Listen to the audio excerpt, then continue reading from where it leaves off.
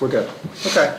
The North Hunterdon-Voorhees Regional High School District Board of Education meeting on Tuesday, February 17th, 2026 is now called to order. I'll begin with the mission statement. The North Hunterdon-Voorhees Regional High School District empowers all students through innovative and personalized learning to achieve their full potential, embrace lifelong learning, and contribute responsibly to a changing world. In accordance with the requirements of the Open Public Meetings Act, NJSA 10-4-6, adequate notice giving the time, date, location, and to the extent known, the agenda of this meeting was sent to the Hunterdon County Democrat, Star-Ledger, and Courier News on January 7th, 2026, and published on January 12th, 2026. In addition, notice of this meeting has been posted at North Hunterdon High School and Voorhees High School, provided to the municipal clerks of Bethlehem Township, California Borough, Town of Clinton, Clinton Township, Franklin Township, Glen Gardner Borough, Hampton Borough, Highbridge Borough, Lebanon Township, Tewksbury Township, and Union Township, as well as other interested parties, and posted on the district website. Fire exits are located in the direction indicated. If alerted to fire, please move in a calm and orderly fashion to the nearest smoke-free exit. Restrooms are located through the doors behind this desk and to the right as indicated. At this time, please silence all cell phones and roll call. Ms. Ayers? Here. Mr. Chapman? Here. Mr. Hanley? Here. Ms. Hintz? Here. Mr. Lordy? Here. Mr. Matthews? Here. Ms. Mezzacappa? Here. Mr. Morgan? Here. Ms. Reyes? Here. Mr. Spanton is absent. Ms. Stein? Here. And Mr. McIsaac? Here. All right, we have our flag salute. Pledge allegiance to the flag of the United States of America and to the republic for which it stands, one nation, under God, indivisible, with liberty and justice for all.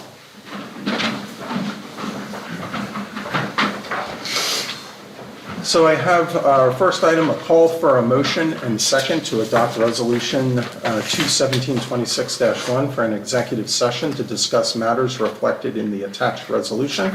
The board expects to be in executive session for approximately 30 minutes, and upon return to public session, action will be taken. Can I get a motion and a second? So moved. Okay. Nicole, move. Andy, second? Okay. All in favor? Aye. Opposed or abstentions? No? Okay, we will recess and be back in a little bit.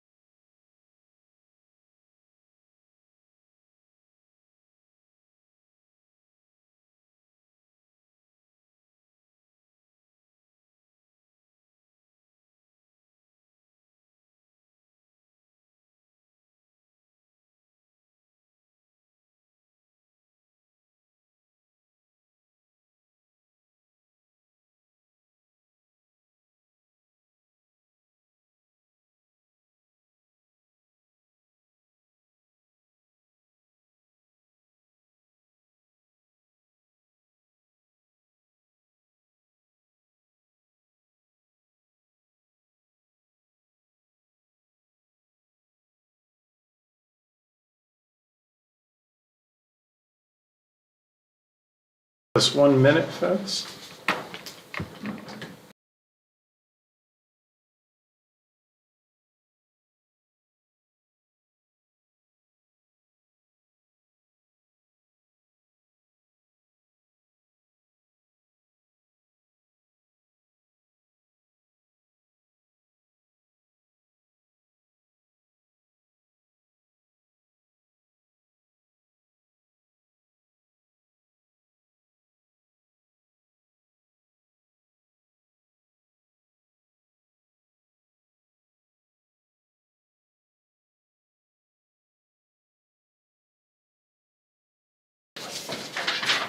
Well, as soon as we're ready, I'll just.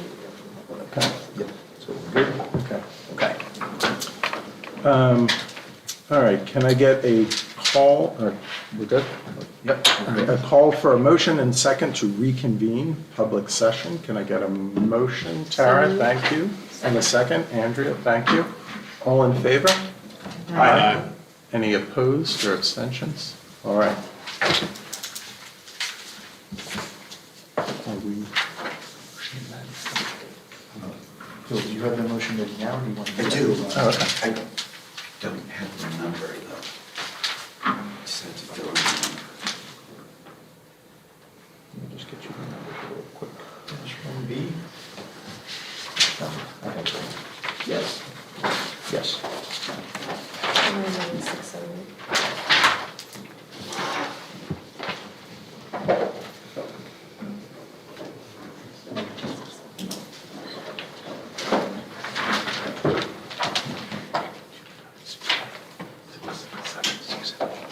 Sorry.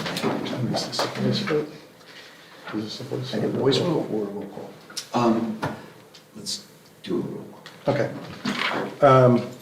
I need a motion and a second to resolve a board, that the board denies an appeal of HIB number 299678. Can I get a motion? So moved. Moved. Thank you, Nicole. A second? Tara, thank you. Second. Any discussion, clarification? We are denying the appeal of HIB number 299678. So this is going to be a roll call vote. Ms. Ayers? Yes. Mr. Chapman? Yes. Mr. Hanley? Yes. Ms. Hitz? Yes. Mr. Lordy?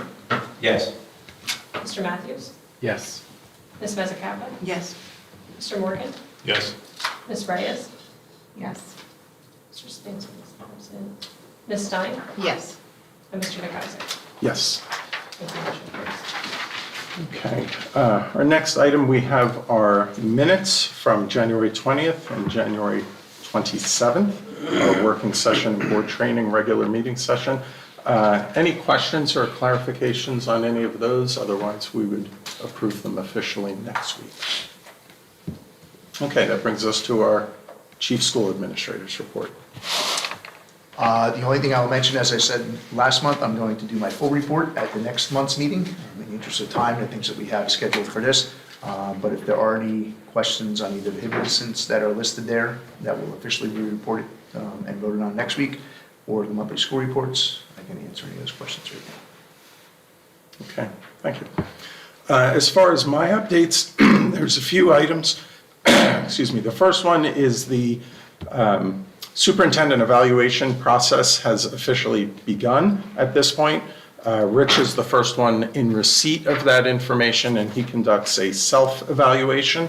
That self-evaluation then comes to us, and we'll get the information from the board to do our evaluation. I know for folks joining the board in January, it can often seem strange to be already evaluating the superintendent, but that can be certainly part of the conversation, and you have the opportunity to indicate there are things that you do not necessarily feel like you have the scope of knowledge and information on, but we'll go over that some more when we get to that point. The second item is the SREP grant. It's the feasibility study update. This is the request for us to participate in a districting or what's It's it called called, the the regionalizations, regionalization feasibility efficiency. study.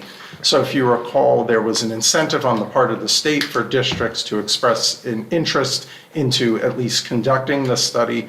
We have several of our sending districts who I believe are joining us in this process as well. Clinton Township, Franklin Township, Union Township, and Highbridge. And the study itself and the grant is paid for by the state to conduct the inquiry. Correct. The grant is applying for the funds that would be incurred for the feasibility study, which then will be conducted, presented to our Board of Education and anybody interested. And then that doesn't mean that we regionalize. It just gives us the data to determine whether or not we want to take the next steps. So, And then last item, our regular board meeting.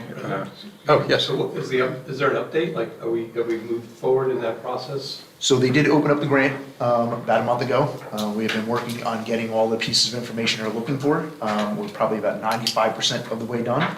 I'm waiting for a couple letters that I need of support from different agencies. And then once I have that, we'll submit the grant. Hopefully I'll be reporting that to you in March that we submit to. Okay, so we haven't yet received the grant? No. We're still applying for the grant? Okay, thank you. Okay, thank you, Brian. Beyond that, we have our regular board meeting, February 24th at 7 p.m. next week at the District Administrative Office. All right, we have our opportunity for public comment.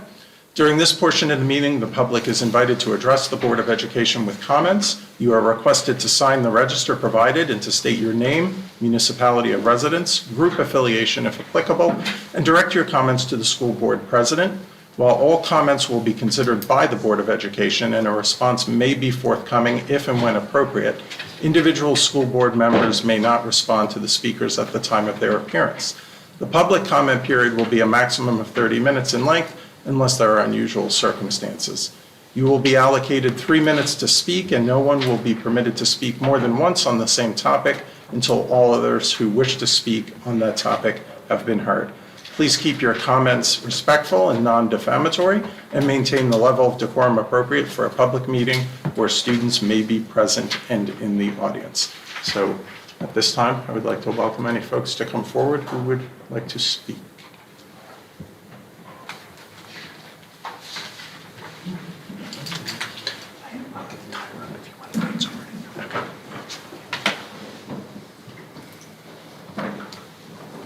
Good evening. My name is Stephen Leffley, and I'm a resident for 40 years in Hunterdon Township. And I've got some notes here, but I think I'm going to be a bit contemporaneous. I'm very happy with our school district here. I think you guys do a marvelous job, and I'm not sure the general public realizes how much work and effort you put into it. Right? I think that's important to put on the public record. One of the things I'd like to talk about is how important I think both keeping our library very effective for the students. To me, I'm a big reader and always have been. I think reading takes you to places you cannot go to times that no longer exist, and to meet people you'd never get a chance to meet, which I think is broadening. My belief is that the role of our education system is to develop all of our students to the greatest extent possible, to make them as best as they can be. So that includes all students. You know, there's a political phrase, "no child left behind," which has become rather hackneyed. But I would say this, that phrase has a lot of sense to it.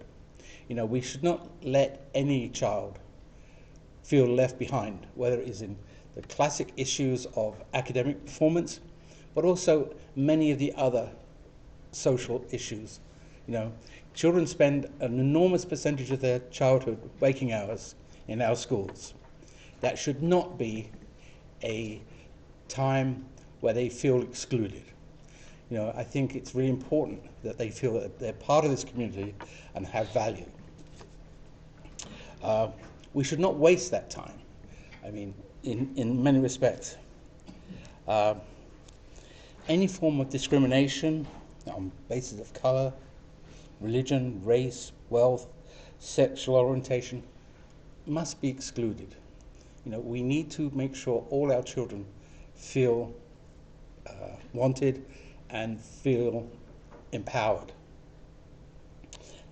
That doesn't mean that children don't fail things, because they do. We all have. I was a terrible student at school. I think the most important thing that our teachers and we can do as a community is to teach children that to fail is human and it's part of the learning process. But everybody should also learn the other part of that process, which is when you fail, the next step is to stand up and try again. We're not here to make a perfect world. That's impossible. But we are here to make the world better. And I really, really appreciate your efforts to make every student in our school system a better person. So we need to make sure that all the rules and regulations and operations of our schools support that aim for all children. This board is a key component of that, and I really appreciate the efforts you put in to making that happen. Thank you very much.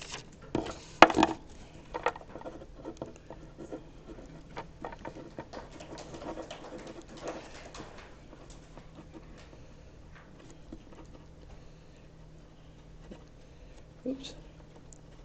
There you go.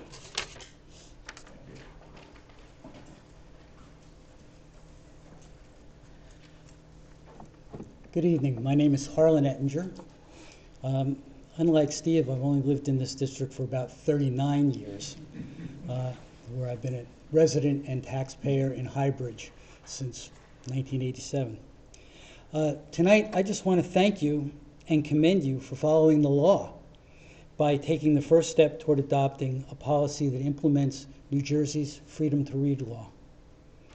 The widely publicized struggle that took place in this district over challenges to library materials, challenges that ultimately failed, were an impetus to the legislature passing and the governor signing New Jersey's Freedom to Read law.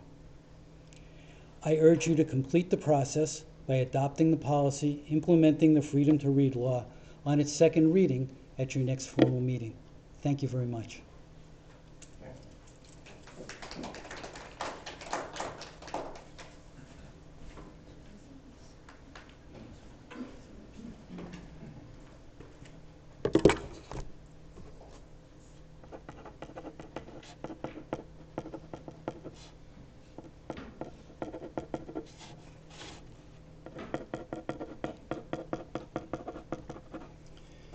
Hello, I'm Dan Kleinman from Chatham, and I've been in this district 0 seconds.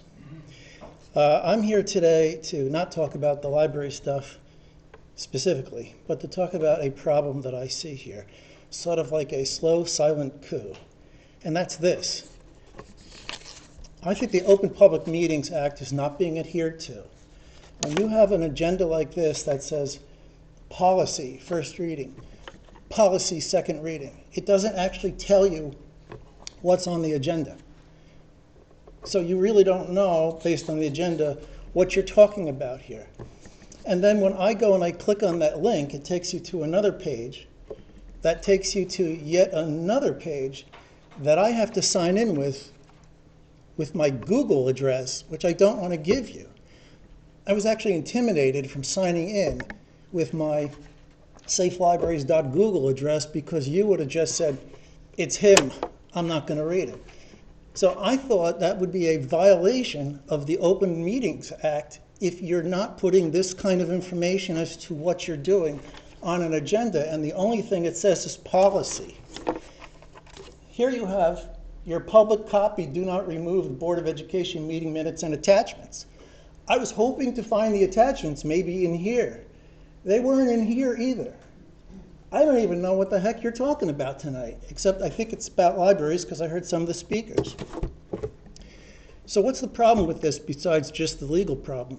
The problem is that the parents in your districts who are interested in these issues aren't coming out because they're looking at the agenda and it doesn't tell them what's on the agenda. But the ones who are coming out are the ones that are politically activated, such as Martha Hickson, the former retired attorney, not attorney, what is she? Librarian, who has published on Twitter that this meeting 2 days ago was going to happen, and again a few hours ago she did, because she wants people here who are already activated to come in, who can't read the agenda either because it's not on here. She wants them here to come out and pressure you guys, and they're here and they're pressuring you. All you need to do is comply with the Open Meetings Act and put on here what it is you're going to be talking about, and don't make it so people who are in the know have to bury their way through the labyrinth and then sign in with their names.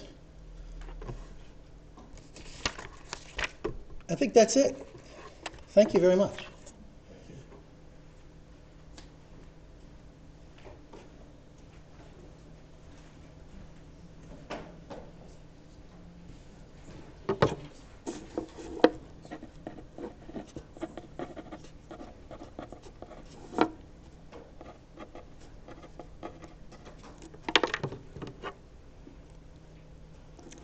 Hello, my name is Lucy Harris. I'm born and raised in the town of Clinton. My parents went to this school. I go to this school. I'm a junior. I would like to address two policies that the board is considering this evening. The first being the NJSBA Gender Identity and Expression Policy 5145.7. As the Vice President of the GSA, I can confirm that this policy truly saves lives. I have witnessed it have a positive impact on the students in our district. This policy simply requires New Jersey school districts to respect a student's chosen name and pronouns corresponding with their gender identity. Sadly, sometimes our schools are the only places where queer students can feel safe enough to be themselves. It's important to maintain this safe space, which is why it's important to maintain this law. The second policy being discussed today is the Freedom to Read law.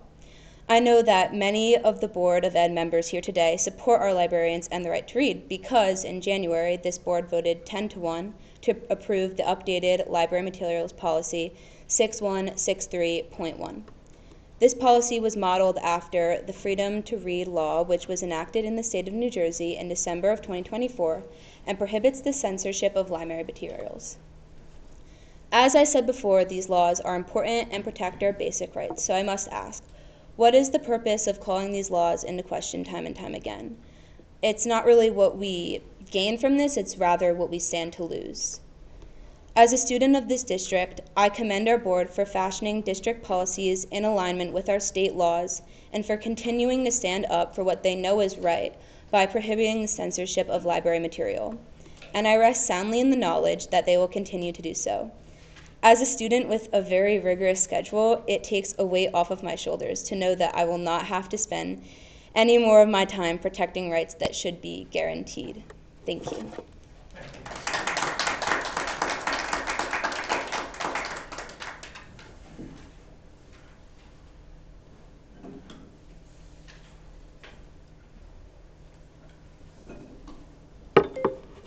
Good evening, everyone. My name is Jeff Moore. I live in Clinton, I'm a longtime educator, but I'm here tonight speaking as a parent in the county and not representing any district or organization or for that matter having been activated by anyone to come speak tonight, activated by anything other than the duties that come from really the difference between right and wrong. Two of my children graduated from Voorhees, and our third is in 8th grade. I'm here with my wife as well, and we all read the agenda. I wanted to just take a moment to compliment the board and the administration on your reasonableness and really to thank you for returning to some focus on the job at hand for our kids, that is the education of our children for their future. And I stress there when I say their future, rather than sentencing them to unenlightened ideas of someone else's claustrophobic past. I've been in your audience before, both here in this room and across the way in the auditorium, and I've seen I've seen my children and their friends, your students, stand up for their rights against adults who wouldn't give them, would not only not give them the time of day, but shouted them down to the degree that some of them had to be removed from the auditorium, those adults shouting children down. Hope on those long nights was something that I really only found on this side of your table with those brave kids. But I'm happy to say tonight that I'm finding hope from your side of the table in the work that you're doing to ensure timely and faithful implementation of the Freedom to Read Act through sensible policy. It's not only good to see among other signs of a healthier board here, but also a reminder that there's no limit to what 2 readings and a vote can do, or as sometimes necessary, undo, as it were. So I just wanted to thank you for your service and your volunteerism and the model that those bring to our children. Thank you.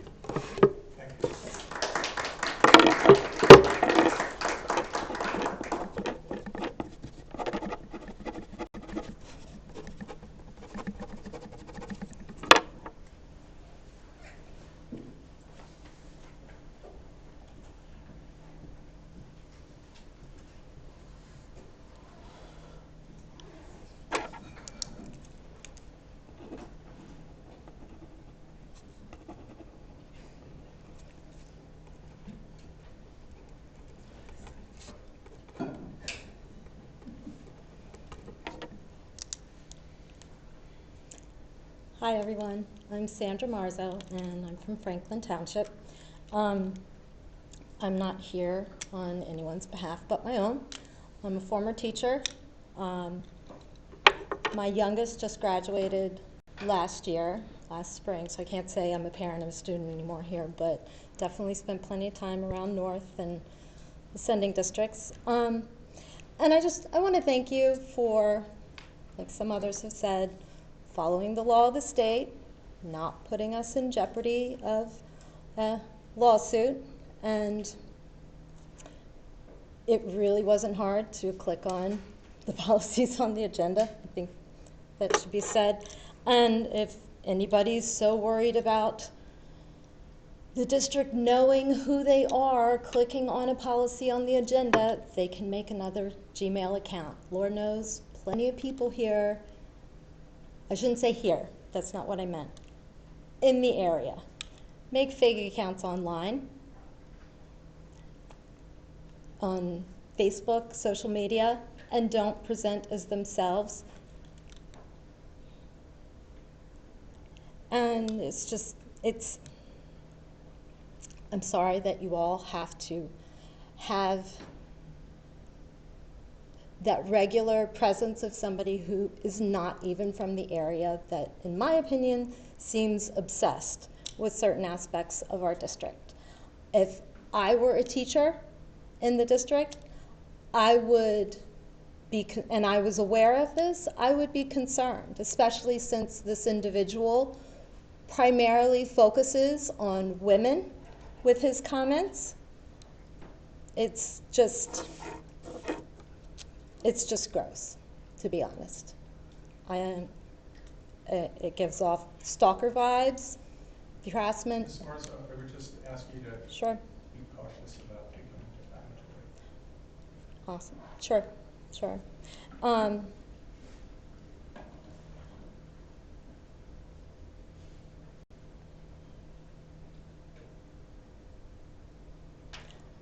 Anyhow, I'm sorry that you all have to go through this, and I support what you're doing. I know it's a hard job for everybody. It's a hard job, especially when you don't see eye to eye, and you're not paid for your time, and I appreciate all the effort. Thank you.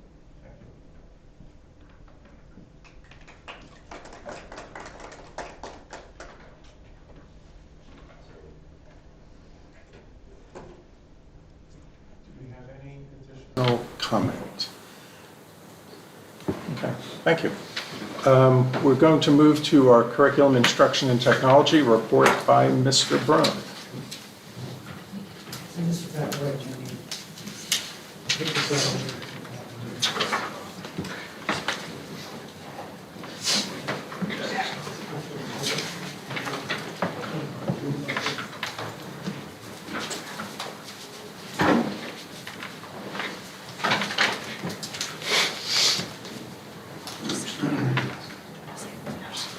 good evening, everybody.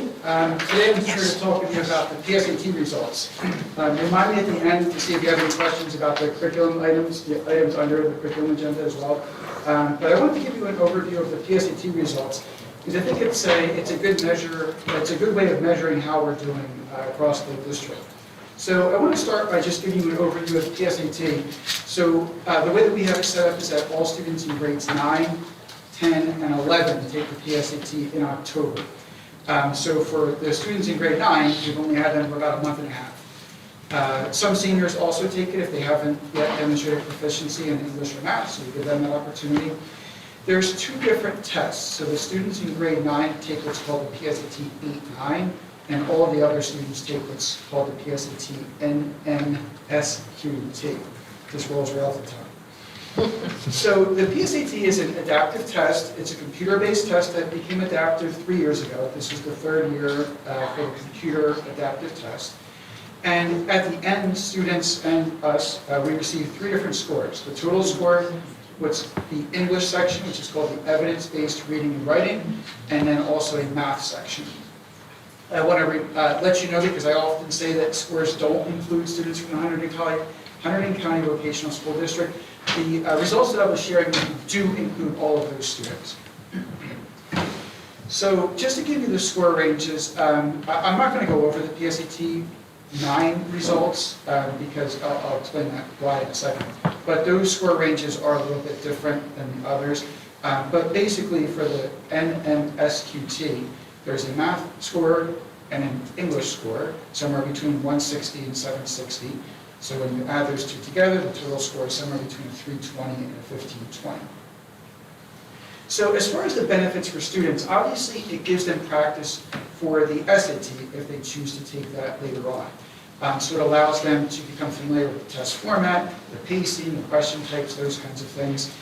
And they get a really detailed score report after completing that with a skill breakdown. So it gives them that personalized, actionable feedback after taking the PSAT. Juniors, when they take the test, are able to qualify for scholarships and recognition through the National Merit Scholarship Competition. So that is that all juniors, when they take the test, they are eligible for those scholarships. On the school side, it gives us a lot of benefits as well. It allows us to measure student progress. It allows us to evaluate curriculum effectiveness. And one of the great things about students taking the PSAT is that it gives us a report at the end which is called the AP Potential. And it identifies all the courses that students, based on certain metrics, would be successful according to the College Board. Now, remember that the College Board is doing the PSAT and the AP test, so there might be a little bit of individual bias within that. But these are students that they think, based on that test, that would be successful in these AP courses. So we're able to use those reports to help encourage some students that might not be thinking about taking AP courses to push them to try an AP course during their high school career. I mentioned that I'm not going to go over the PSAT 9 results. First off, we only had them for a month and a half, so there's not much that we can take credit for at that point. But also in the interest of time, I'm just going to focus on the results from the sophomores and juniors. But I do want you to know that what I think is most important about the PSAT 9 is the information that we're able to give to our sending districts. So since about 2017, when we received those results, what I do is I break it down into different categories. I show, obviously all of North, all of Voorhees, all of the district, but then I isolate the students from each district as well and give that to the sending district. So they're able to see, okay, total score, students who went to this school, and I obviously only give them the results from their school, and how that compares to all of North, all of Voorhees. So we do that for the total score, we do that for the English score, and also the math score. We used to get, before it became an adaptive test, there were about 12 different subscores. There was an algebra subscore, there's a vocabulary subscore, there's a mechanics subscore. Ever since they switched to the adaptive test, they only give us for now, I'm thinking all of those are still in the sheet, which is not populated. So I'm hoping that soon we'll be able to get all those subscores as well. Because I used to give them all of those subscores as well for them to bring back to their directors and teams and review that information. So, Quick question. So you give the schools their individual score, not the other school score, correct. but the average of all the schools? Correct. Yes. And it's the average of their students as well. It's not the individual students. Correct. But the average of the students. From So they don't get they get theirs, not the individual schools, but the total average of this, all the sending districts, where they stack up, correct? Well, so let's say Clinton Township. So they will get the average of students who were from Clinton Township in grade 9, the average of all of the Voorhees students and the average of North students. So they're not, okay, yeah, so essentially giving the average of, They can figure out where they they can figure it out. Okay. Yes. So in addition to the average scores, because the evaluation will tell you much, there's something that's called the nationally representative percentile. So that, and there's a separate percentile for 10th grade students and 11th grade students. So it basically shows you where you are. So let's say you're in the 60th percentile as a sophomore.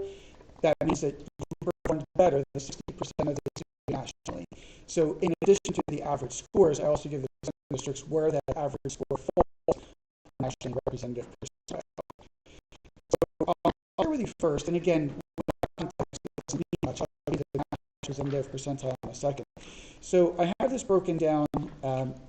North grade 10, North grade 11, and obviously you can see that there's quite a bit of an increase, from sophomore to junior, and the same for sophomore and junior. But again, that doesn't tell you much. So when you look at the national representative percentile for those same groups, you can see that we're typically in the 60 to 70 range, and this is the average. Many individual students are higher than that, but for the average, we're in that 60 to 70 range. This also doesn't tell me a lot. It's growth that takes place from sophomore year to junior year. So I don't know if I have it right here. Yes. So this shows students in the class of 2026, both for North, for Voorhees, and then also the class of 2027. But when they were sophomores, you can see that in North, the average total score was 983, and then as a junior, the average score was 52. So that's a jump in that 1 year. And then, I broke it down for each of those different groups. Obviously, since it changed to a computer adaptive test, those are the only two classes that have taken it, both sophomores and juniors. Next year, we'll be able to look at the class of 2028 to see their growth over those 2 years. So you can, and that's the thing that we're always looking at, is that growth. Again, this gives you the numbers, but as far as the giving a perspective for it, those representative percentiles will help. Just to give you a ballpark, if you were a 1200 on the PSAT, puts you in the top 25%. So just to give you a ballpark of what we're looking at.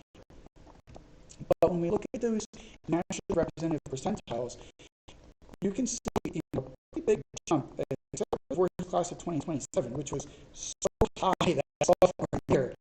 Now, just remember that those numbers change. The percentiles change for sophomores and for juniors.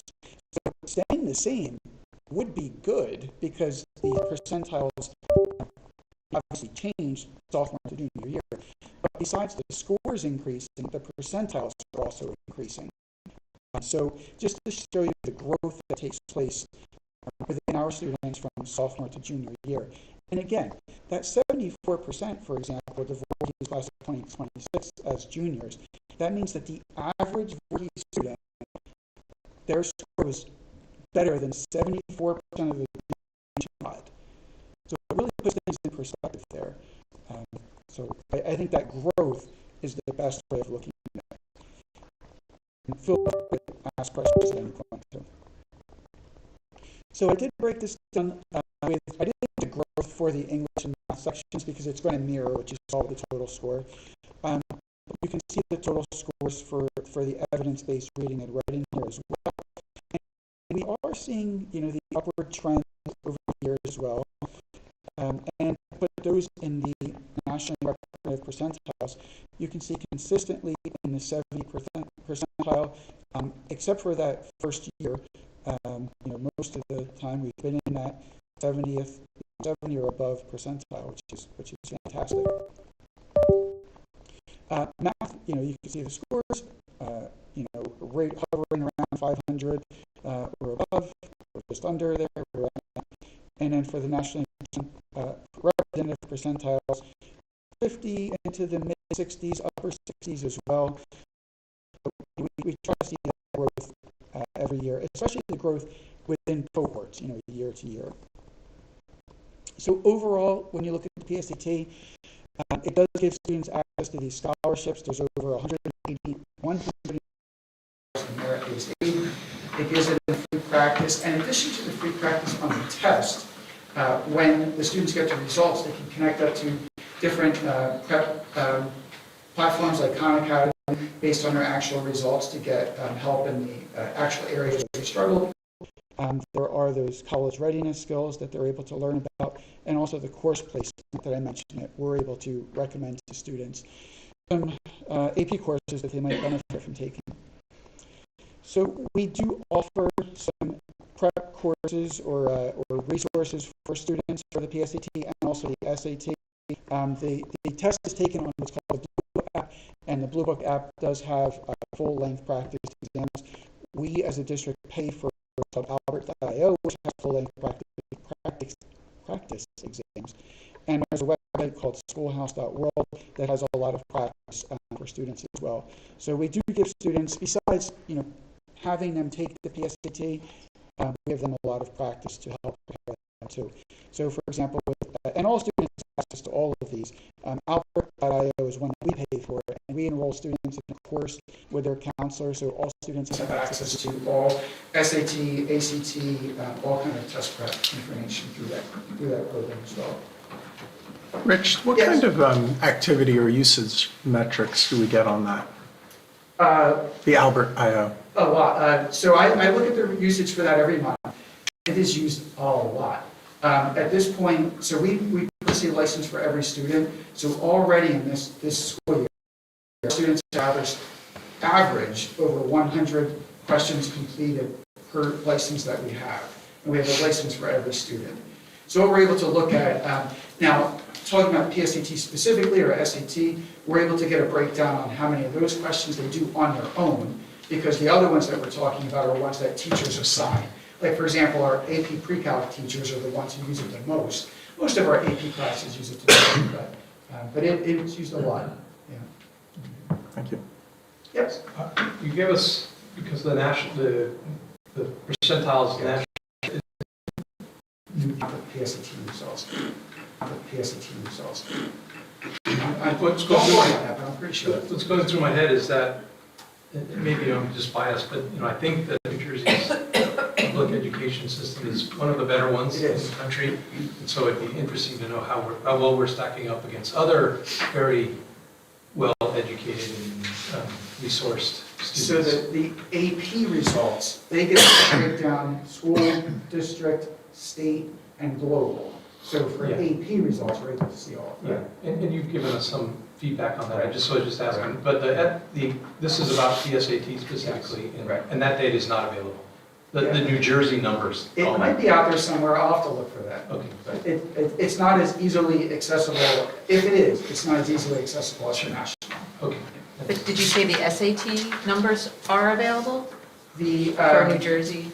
So on the school performance report, is that correct, Mike? I'm pretty sure it's right. It's on our school profile. It is on our school profile as well. But yeah, on the school performance report, it does list the average SAT score. But the SAT, not everybody takes. So that's why we like to look at the PSAT, because we have everybody take it. Back on the Albert.io, I know as we're trying to help kids who need extra practice, do we have the ability to see if the students who might be most in need might be the ones that aren't using the Albert.io independently? And I don't know if any of our interventions seek to connect the two. Yeah, we can drill down into the actual user and everything as well. We can also do that with our online tutoring program as well. So a lot of our interventions do, utilize those platforms, and we're able to get reports on the individual user as well for that. I want to also compliment you, the board has asked in the past about this kind of cohort analysis, and thank you very much for presenting those. Yeah, and I'm please sorry I can continue only give to it do 2 those. years, but they just changed the test. Any other questions? All right, well, thank you for your time. And the 2 items that are on the curriculum agenda are pretty routine. One's home instruction, and one's I forget how it's phrased, but I think it's for a provider to provide physical therapy. So they're pretty routine. Did you have any questions about either of those 2? Thank you. Brendan, I had a question for you. For Rich? For you. Oh. Regarding this. I don't remember this last year. Did we have some of PSAT these? report? I guess my question is that if we did this or something as such last year, would this have been done in the curriculum committee?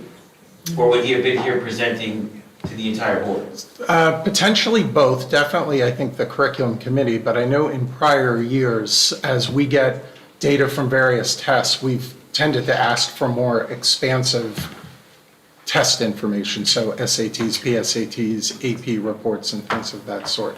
But I feel like in the past that even though it might be presented formally in the committee, I can't remember if that would be repeated. I'm pretty sure we did discuss PSAT results previously, Yeah. but all these presentations that we're now doing as a committee as a whole were usually part of our committee structure. They were. Yes. That was my question. Oh, okay. Yeah. Because this was a great presentation. It, at first pass, it screams like something that should be next week. So that's kind of like was my, unless I was missing something. Like, at the more formal meeting, this kind of, that seemed like a more appropriate setting than this This setting. working That's session. when we were working through committee of the whole, this was not kind of my idea of, you know what I'm saying? Like, I thought this would be kind of like more for next week. Yeah. Does that make sense? Yeah, and I guess after being presented in the committee structure, the committee chair would often just give maybe a summary report out of, it could be as simple as went over PSAT scores and, may not go into great detail beyond that. Right. I like this format better, don't get me wrong. Right. Like, I would think we should all see this presentation, it was great. Yeah. I just think it was kind of more in the formal meeting, my suggestion. But- Okay. Question, though. Yep. Something like this, what you said, would be done in Committee. committee. Yes. And this meeting is technically serving as our In lieu of our committee meeting. committees. Right. Correct. So placement-wise, No, I think what I'm understanding, Rich, if I'm understanding you correctly, I think, Nicole, you're correct, that we are doing in work session the things that we typically would have done in committee. okay. But now that we're doing work sessions, actually, we have more meetings happening. It's not something that is requiring action per se, so it could, in theory, be presented at either meeting. I think that's your point. Correct. Yeah, okay. Information is good. It might just, as we acclimate to the board of the whole, we could maybe be selective in what goes where depending on how busy an agenda might be, or something to that effect. That's what I took it. Okay. Okay.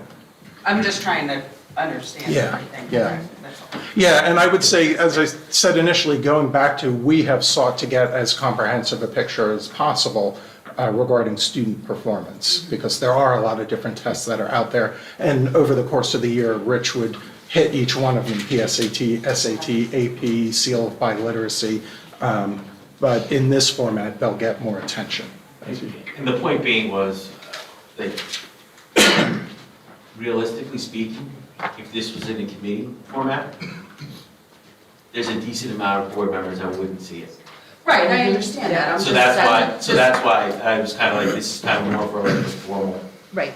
meeting, because Yeah. most people can't, you're consumed with your committee meetings, and then it's hard to go back and watch an hour of a committee you're not on, and then you're saying, okay, we went over this report, but it's not really, it doesn't have any hit the same when you see it yourself. Does that make sense? Yeah, no, I totally understand what you're saying. I'm just thinking, I'm trying to understand, since I'm new, trying to understand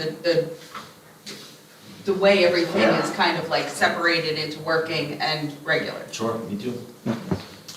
All right, we're going to shift to policy and school security. So two sort of updates. One, our policy ad hoc committee did meet for the first time, so I want to thank Brian and Rich and Stephen and Tara, myself and Rich. And if you recall, the ad hoc is sort of put in place to keep us moving on policy so that we are moving things along that we're required to move along by law.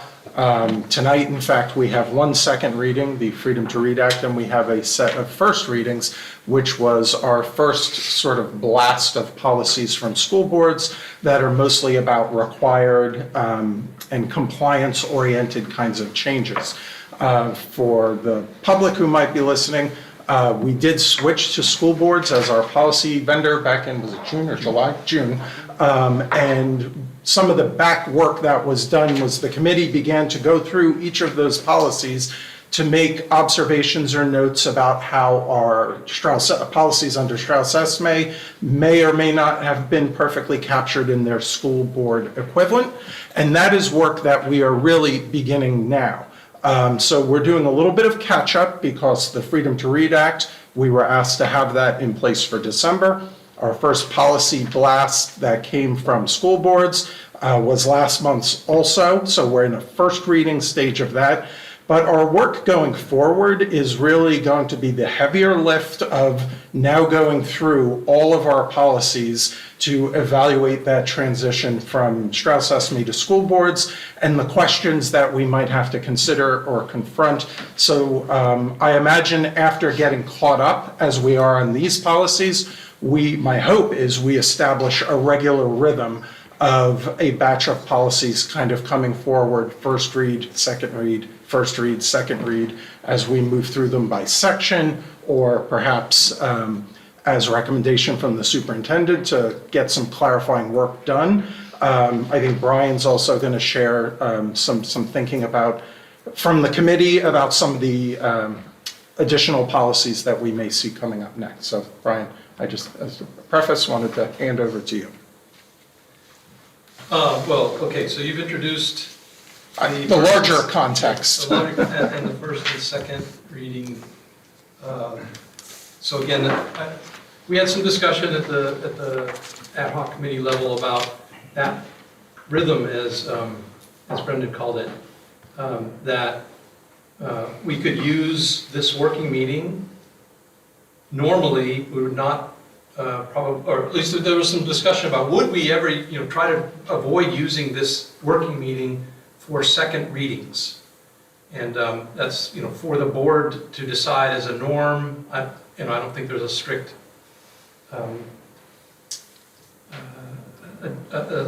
resolution that we need to have, but do we want to have, second readings, which is where the policy becomes in effect, whatever policy change, only at the this voting meeting or action meeting or whatever we call it, the one next week.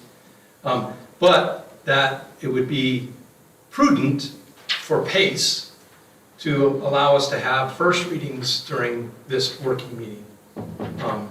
Now, there's the exception, so I don't think we want to handcuff ourselves, but and today's a good example of an exception to that, and that is a second reading for policy 6163.1 on the media center, which gets us into compliance with the Freedom to Read Act, which said we were supposed to be in compliance in December. So we're kind of doing that, and we those are eyes open. The board had its eyes open last meeting about that.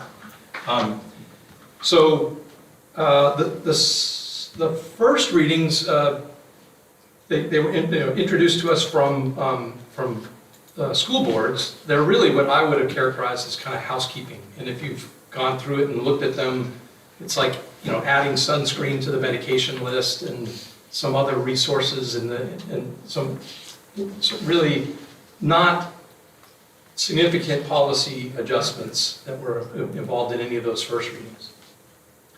One of the things that I propose that we might do, so as has been mentioned before, when we first started this process last year about switching from Strauss Esme to school boards. We got the whole list from school boards, and I started to go through and look to see were there basically housekeeping issues that we needed to take care of. Like, an example that I just remember off the top of my head is there was like a line item about playgrounds. I don't think we have any playgrounds at our high schools, and so maybe we shouldn't have those kind of language, policy about playgrounds in our policy manual.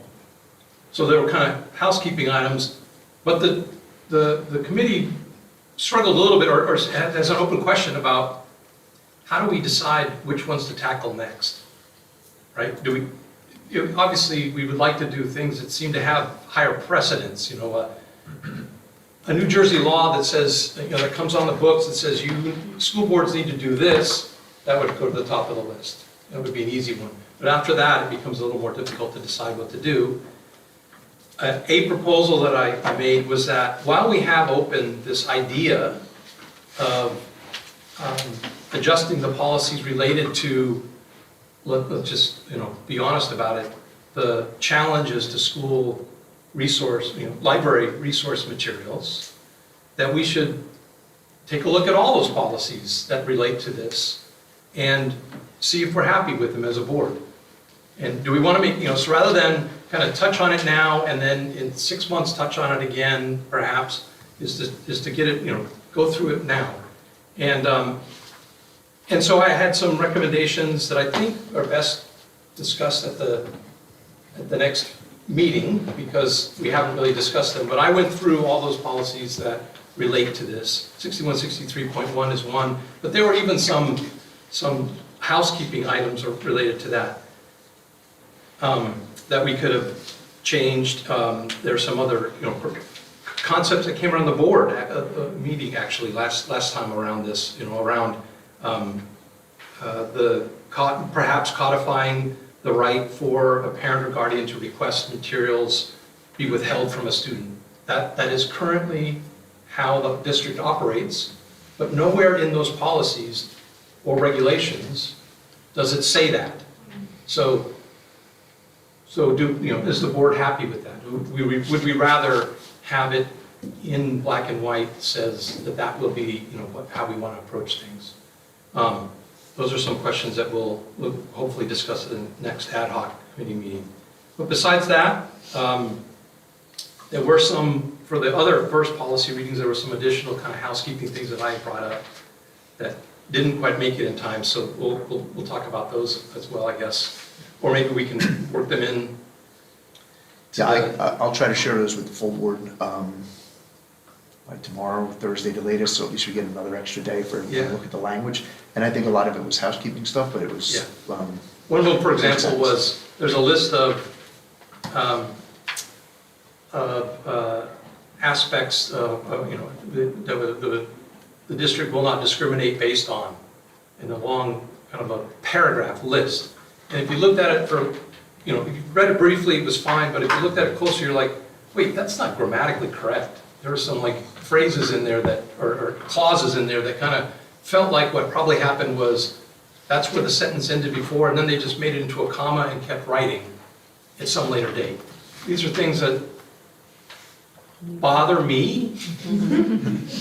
But maybe, again, it's not a change in policy, it's kind of clarification, in my opinion.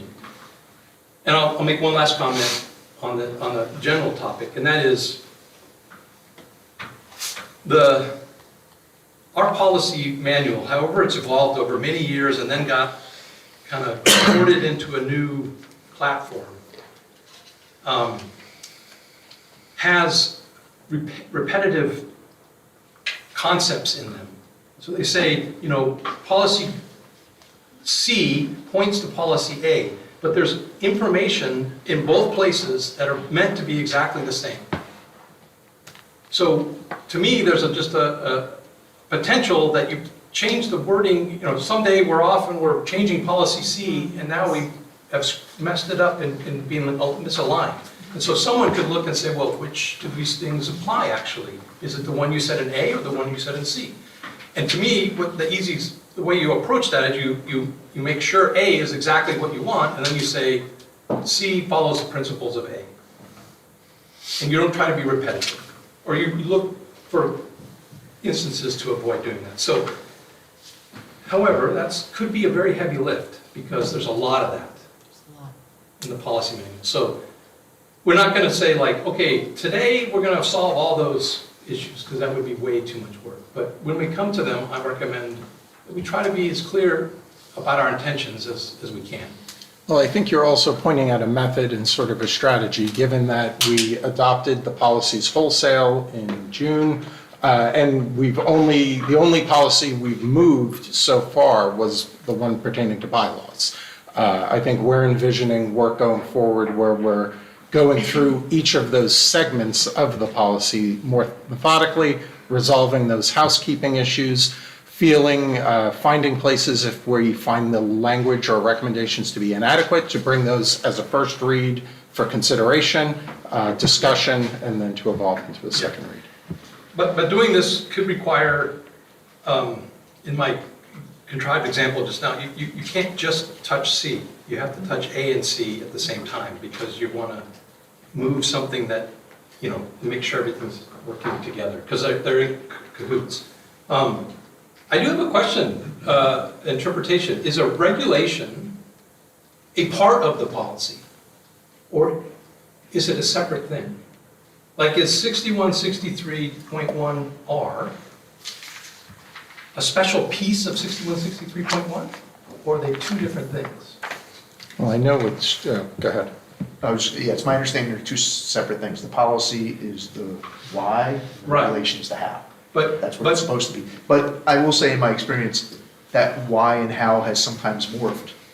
That happens, yeah, and somehow, in some cases, the why is in the regulation. Yeah. And that's again another example of where I think we should be all, the why is really what the intent of the board is about this issue. And I think stress. And the how is not, we don't need a regulation for every single policy. They're not today. But the how is, if the board feels it's important enough to be a little more explicit about exactly how to implement this, then we have a regulation. And I'll say, and Phil, I'm just curious, I feel like I'm more familiar with Strauss Esme's approach that often just seems to have a very consistent policy regulation, except for the instances where there's no regulation required, where school boards feels like it's a little bit of a mix going on. Your policies indicate that the policies are board-sanctioned policies after first reading and second reading, and the regulations in large measure are the responsibility of the superintendent of schools. That it is analogous to the fact that if you look at your board policies, you will find many references to Title 18A, which is the statute, which is the what and the why of everything happening in public education, and private for that matter, in higher education in New Jersey, whereas 6A is the Department of Education's how. And so by analogy, the policy is the board's what, and the regulation is the superintendent's how. But as I said, I agree, over the years, those things have crossed in some areas. So I think, I obviously, I thank all of you for your time and effort that you put into this board event, but Brian, in the last week, has put a tremendous amount of time and effort, as anybody on the policy committee can attest. And, so thank you for the time you put into it, even thus far. If we can even match that pace, half of what we've done so far in the last week, I think we'll be in good shape. In a short amount of time for a lot of work. You better keep me on a short leash. I'm a little scared, but I'm also grateful, so. So I think our hope is, as we meet the next time, we'll sort of pull together the idea of what we think that rhythm and that strategy are going to be, of bringing things forward, first read for a work session, second read for an action session, if that seems like the workload that's going to be needed in order to keep us marching through sort of the backlog that we have to get through.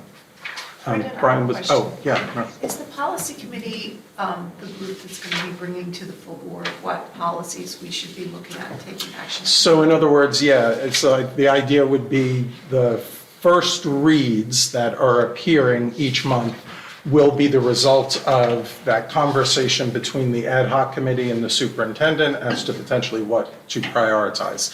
The ones that we're dealing with now they're the catch-up ones of the Freedom to Read and the first batch of updates from school boards. After tonight, or I guess technically after next week, after we have a second read on those first readings from tonight, we'll be technically compliant and caught up, and the work of now going through our policy guide to attend to all the questions that the prior policy committee surfaced, that work begins.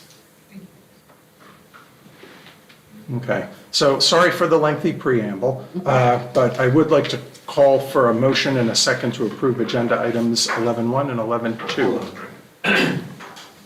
Before we do that, so I don't know if I understood what it said correctly. I think I did.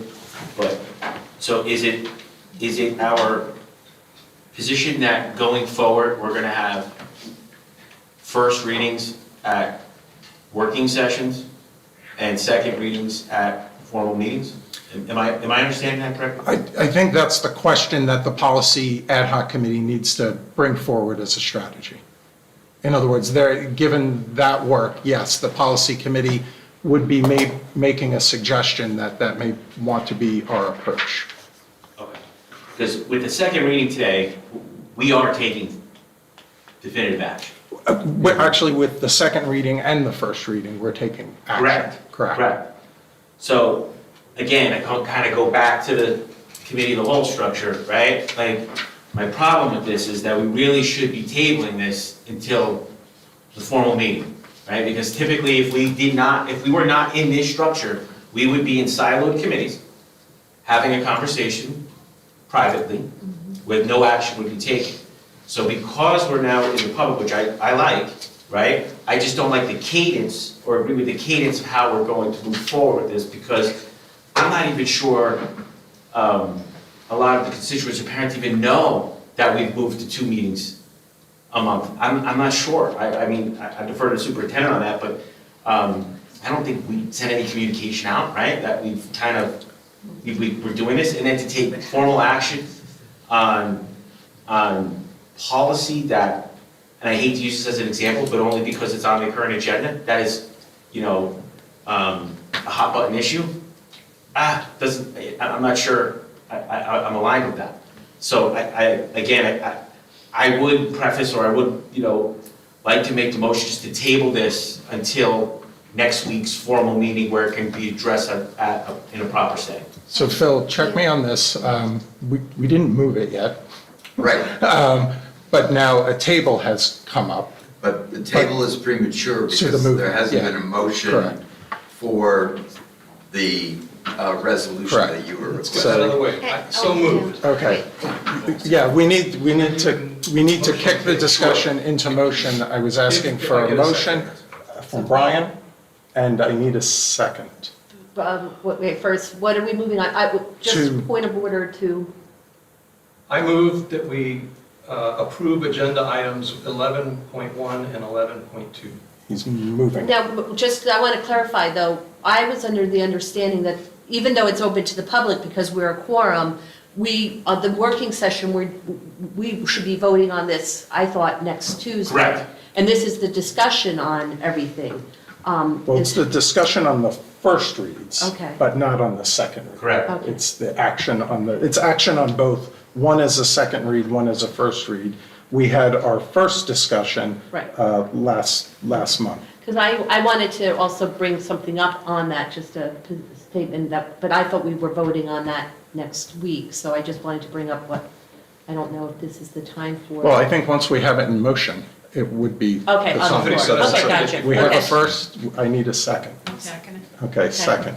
Okay. Now it's open for Now it's open Okay, for all right, discussion. so then- And then 'cause we'll see, go that's why I was- Tara, and then Rich, if that's okay, and then I'll come I back. was confused I thought working sessions, even though, because in the past, we did a committee, so they were closed because we weren't a quorum, we couldn't take action. But that's, I guess, where we're gonna look at the policy, our procedure to see if we're going to be able to do this going forward. right? As we go through our backlog Gotcha, of okay. policies. These ones were, as I said before, catching us up to getting into compliance from, in one instance, where we should have been in December. Right. And then in the other instance was the first blast of updates from school boards, which I don't know if that was December also, or it was December also. So we're getting sort of up to current Right. on these, and then going forward is sort of the determination of the rhythm. And yes, then it does become an open question of, because we have our entire catalog of policies to go through, do we want to take a pace where we're first reading at a work session, second reading at the action, to enable us to sort of get caught up on moving through that policy? To your point, Rich, it's a fair question to say, okay, given the amount of work, does that hamper our pace, or do we want to accelerate our pace on that? And I think that's the sort of thing that, as the ad hoc committee is doing that work, certainly if you have thoughts to express here, to send to me, or Brian has sort of unofficially, informally chairing that committee, we can have that conversation and come forward next month. So I'm gonna just change my verbiage, because I thought we were voting on the second read next Tuesday. Gotcha. So, but being in the ad hoc, I just wanted to put that tonight we're not voting on individual books, we're voting on a process, one that is aligned with New Jersey statute and designed to ensure fairness, professionalism, and clarity. Our libraries are curated by certified school library media specialists as required by law. This policy affirms their professional role while also preserving a structured and transparent pathway for concerns to be reviewed. The only change made during our first reading was extending the reconsideration period from 1 year to 3 years. I supported that adjustment because repeated annual challenges to the same material have consumed significant staff time and public resources. A 3-year window allows a determination to stand long enough to provide stability while still preserving the right to bring forward concerns. As board members, we are stewards of both intellectual freedom and taxpayer dollars. This policy protects the right to question, ensures due process, and supports responsible governance. For those reasons, I will be voting in support of the updated policy. Thank you. Rich? Well, lots to unpack there. So I guess before I go to table, because we're at the working session, so I don't think there's any secret of where I stand on this, right? So as a parent, I don't support the Freedom to Read Act, as a parent. I've seen some of the material. I do think it's inappropriate, and I do think some of it is educationally not suitable. I believe that as a parent, which is my right. However, as we kind of discussed in another setting, I do believe in following the law. Even though, and that includes when I don't agree with it, in this case. So I am a proponent of following the law. Where I get sidetracked on this is we're taking the NJSBA's guidance, give me some rope here, Brandon. We're taking the NJSBA's guidance for us to stay in compliance with the Freedom to Read Act, right? We got the guidance from NJSBA. That's the policy, correct. Yeah. So we can stay in compliance with the Freedom to Read Act, right? You would have had me there. But when we modify that and take it from the 1 year to the 3 years, that's when you lose me. Now, this would have been me saying, even though I don't agree with it at all, I'm a yes, because it's following the law. But we are now, in my mind, it screams to me that it's a solution in search of a problem, because this is a hypothetical situation that's never happened before. Now, I've seen the book ban situation. I didn't have a front row seat like some of you guys, right? But I will say, I think, in my opinion, it was handled so poorly by my predecessor. It's one of the top 3 reasons why I'm in the seat. But if I'm being fair about it, we're putting a modification to a situation that's never happened. So there's no saying, okay, this is what the board had to go through, and then a re-challenge, and this is what, it's never happened before. So I don't, again, I don't understand why we would go down this road. Now, when I look at this, I think everyone understands this is a very contentious issue, right? At best, this is a 50-50 issue, at best. And I would argue, for those of you in your towns, if you really talk to your constituents, it's probably more of a 60-40 against on the Freedom of Read Act. That's my opinion, right? Now, again, if we follow the law, we follow the law. But by modifying the law, the board is now essentially taking a hand grenade, pulling the pin, and dropping it on this issue once again. That's an unforced error, in my opinion. There's no reason for that. Now, you're also gonna trigger, there's folks on both sides. Now, there's gonna be parents out there that are angered by this. And the intent is to not bog down the administration with constant challenges on the same book, correct? The administration and the board. Right, right. So what you're potentially setting up a situation is, okay, I can't, or a parent can't challenge a book because it's been challenged before, now you have a 3-year window. You're gonna anger somebody, and they're gonna put in a book challenge, and we're gonna go through that process, and it's gonna get adjudicated, you're gonna come out with a result. And now they're gonna do it on spite. And they're gonna go say, okay, you did that, now I'm gonna go to the next book. And now I'm gonna go to the next book, and now I'm gonna go to the next book. So you're gonna be in this constant rotation of dealing with this issue because you willingly pulled the pin on a hand grenade for no reason. I guarantee you there's somebody out there that's gonna do this. Because it's a hot button issue. So the administration is, I think, setting themselves up to have a problem here where there isn't one. If we would just follow the law without modifying it, I think it's hard to argue that the district and the board doesn't follow the law. That's an open and shut case, in my opinion.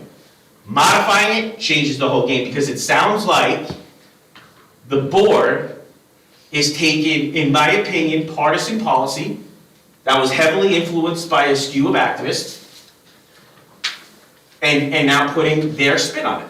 That's what it is. Like, we gotta call it out for what it is. But following the law is following the law. Right down the middle.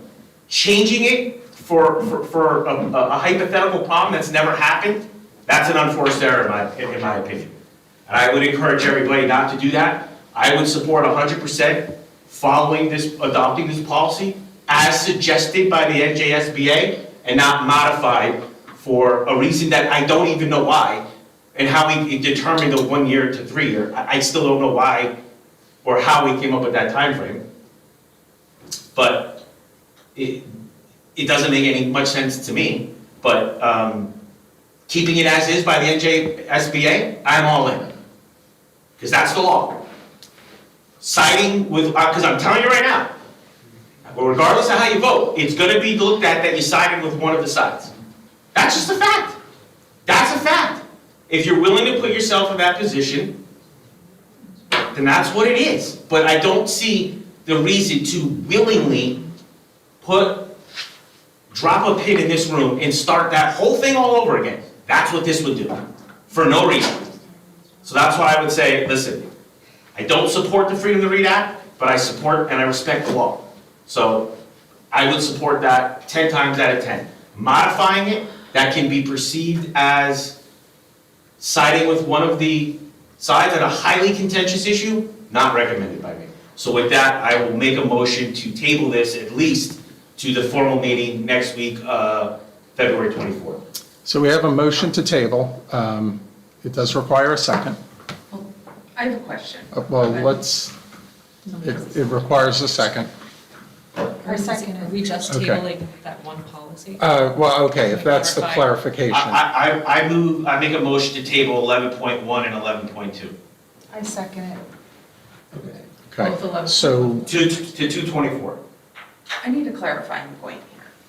Does this mean discussion stops on everything? no, Okay. but we do have to address the motion to table. Okay. We have to vote on the motion to table. If we vote to table it, that means, as the motion was phrased, we address it next week. Okay. If we decide not to table it, the discussion continues for a vote tonight. Okay. And I believe there is no discussion of a table, you just vote on the table. Robert's rule says that a Motion to table, so if you vote yes to the table, that means we revisit this next week. If you vote no to the motion to table, that means we continue discussion and vote on it tonight. So let's go roll call. Ms. Ayers? No. Mr. Chapman? No. Mr. Hanley? No. Ms. Hids? No. Mr. Lordy? Yes. Mr. Matthews? No. Ms. Mazzacappa? No. Mr. Morgan? No. Ms. Reyes? Yes, and what stands out in my reasoning for tabling it and seconding the motion Is this This, allowed? well, is, We're just voting. is because, you know, as we mentioned before, to have the full community transparency. And I know that you mentioned that the suggestion, do you want, let's finish the vote and then we can discuss. Ms. Stein? We're just finishing sure, the so then vote. my. Your vote was a Yes. yes to table. Yes, to Yes. table. Ms. Stein? No. Mr. McIsaac? No. Motion does not carry. So the floor is open for discussion on these policies. Ms. Reyes. What stands out in my mind is, we had a parent who has a student in the district who is nonverbal, and she spoke at the podium, and she was concerned about certain images, not because of genre, not because of anything other than certain images that she didn't want her nonverbal son to come across. And that is why I feel that we should table it. It's not passing, that's fine. We'll move forward. However, I think it should be known that is why. So, Other points of discussion on any of the policies that are up right now? Ms. Ayers. I think there is good reason for the 3 years. And it's because book challenges has taken up a lot of time and energy and dedication from this board prior to my serving on the board, of course. And quite honestly, it's a waste of taxpayer money and time. And I don't believe, and to speak to Rich's point, you know, that he made last meeting, that we're basically cutting off any parent who doesn't have a kid in the district and can't challenge for 3 years after. We have a system in place to prevent students from taking out books that their parents don't want them to take out. We're not cutting off anybody's right to choose what their child sees and doesn't see, has access to. What I think we're doing is being cognizant of the work that needs to be done by the board and trying not to waste the resources, the time, the energy, how it went years ago, you know, when all the challenges came through. I think 3 years is a suitable amount of time, and doesn't put any undue stress or burden on the board. I think it also takes into account, you know, parents' rights to decide what what they want their kids to access. With that being said, you know, for the second reading, I'll address the first readings now. I'm looking for clarification as to the purpose of the changes for the first readings. You said this is to bring us up to compliance with what is required by the state for the first readings, because there are some edits to some of these policies that I believe should be made, and I have made notes on them. So do we address that now? Do we bring that up, after we bring ourselves in compliance and then go back and touch on the verbiage that needs to be adjusted in those policies afterwards? I don't know how you want to address So that. that would open the door to precisely that. The vote tonight would get us into compliance, and then our work ahead of going through our catalog of policies would be the opportunity to have more of the substantive conversation about specific language, phrasings, whether or not we think they're adequate or suitable or appropriate. As those policies come forward on the substance, that would be the opportunity to surface any specific questions, concerns, or language that you would want to change or alter. The policies as written right now are our policies that became effective in June when we went to school boards. And so the compliance updates we're getting sometimes refer to, as Brian mentioned, the inclusion of sunscreen in a student's right to access medicine and things of that sort. In other cases, it's updating the language about the student data reporting system, that the policy, that's the only thing that's changing in a policy. I'm trying to remember other examples from the folks on the ad hoc committee. Those two sort of leapt immediately to mind. Yeah, I think the other one was the new board member training updates. The requirements. Yeah, the requirements, yeah. Those were some old COVID rules. They had extended things to a year. It used to always be 90 Right. days. They extended it, and now we're going back to that. Okay, so the first read vote brings it into compliance.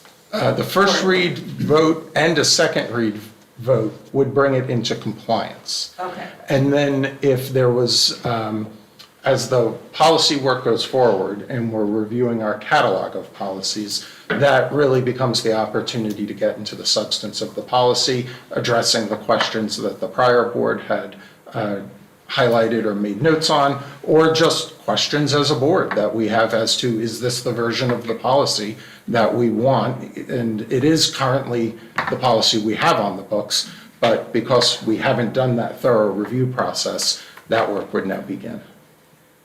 If I'm going to assume that this is what you understand as well, but just in case.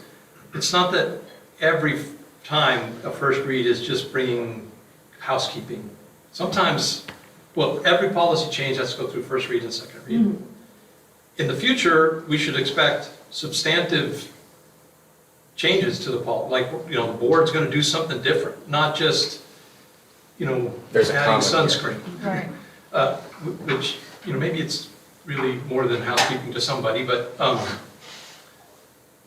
just, this instance is the first read set is housekeeping items. Mm-hmm. But 2 months from now, the first read set could be big league changes to our policy. Or another set of housekeeping, or something like that.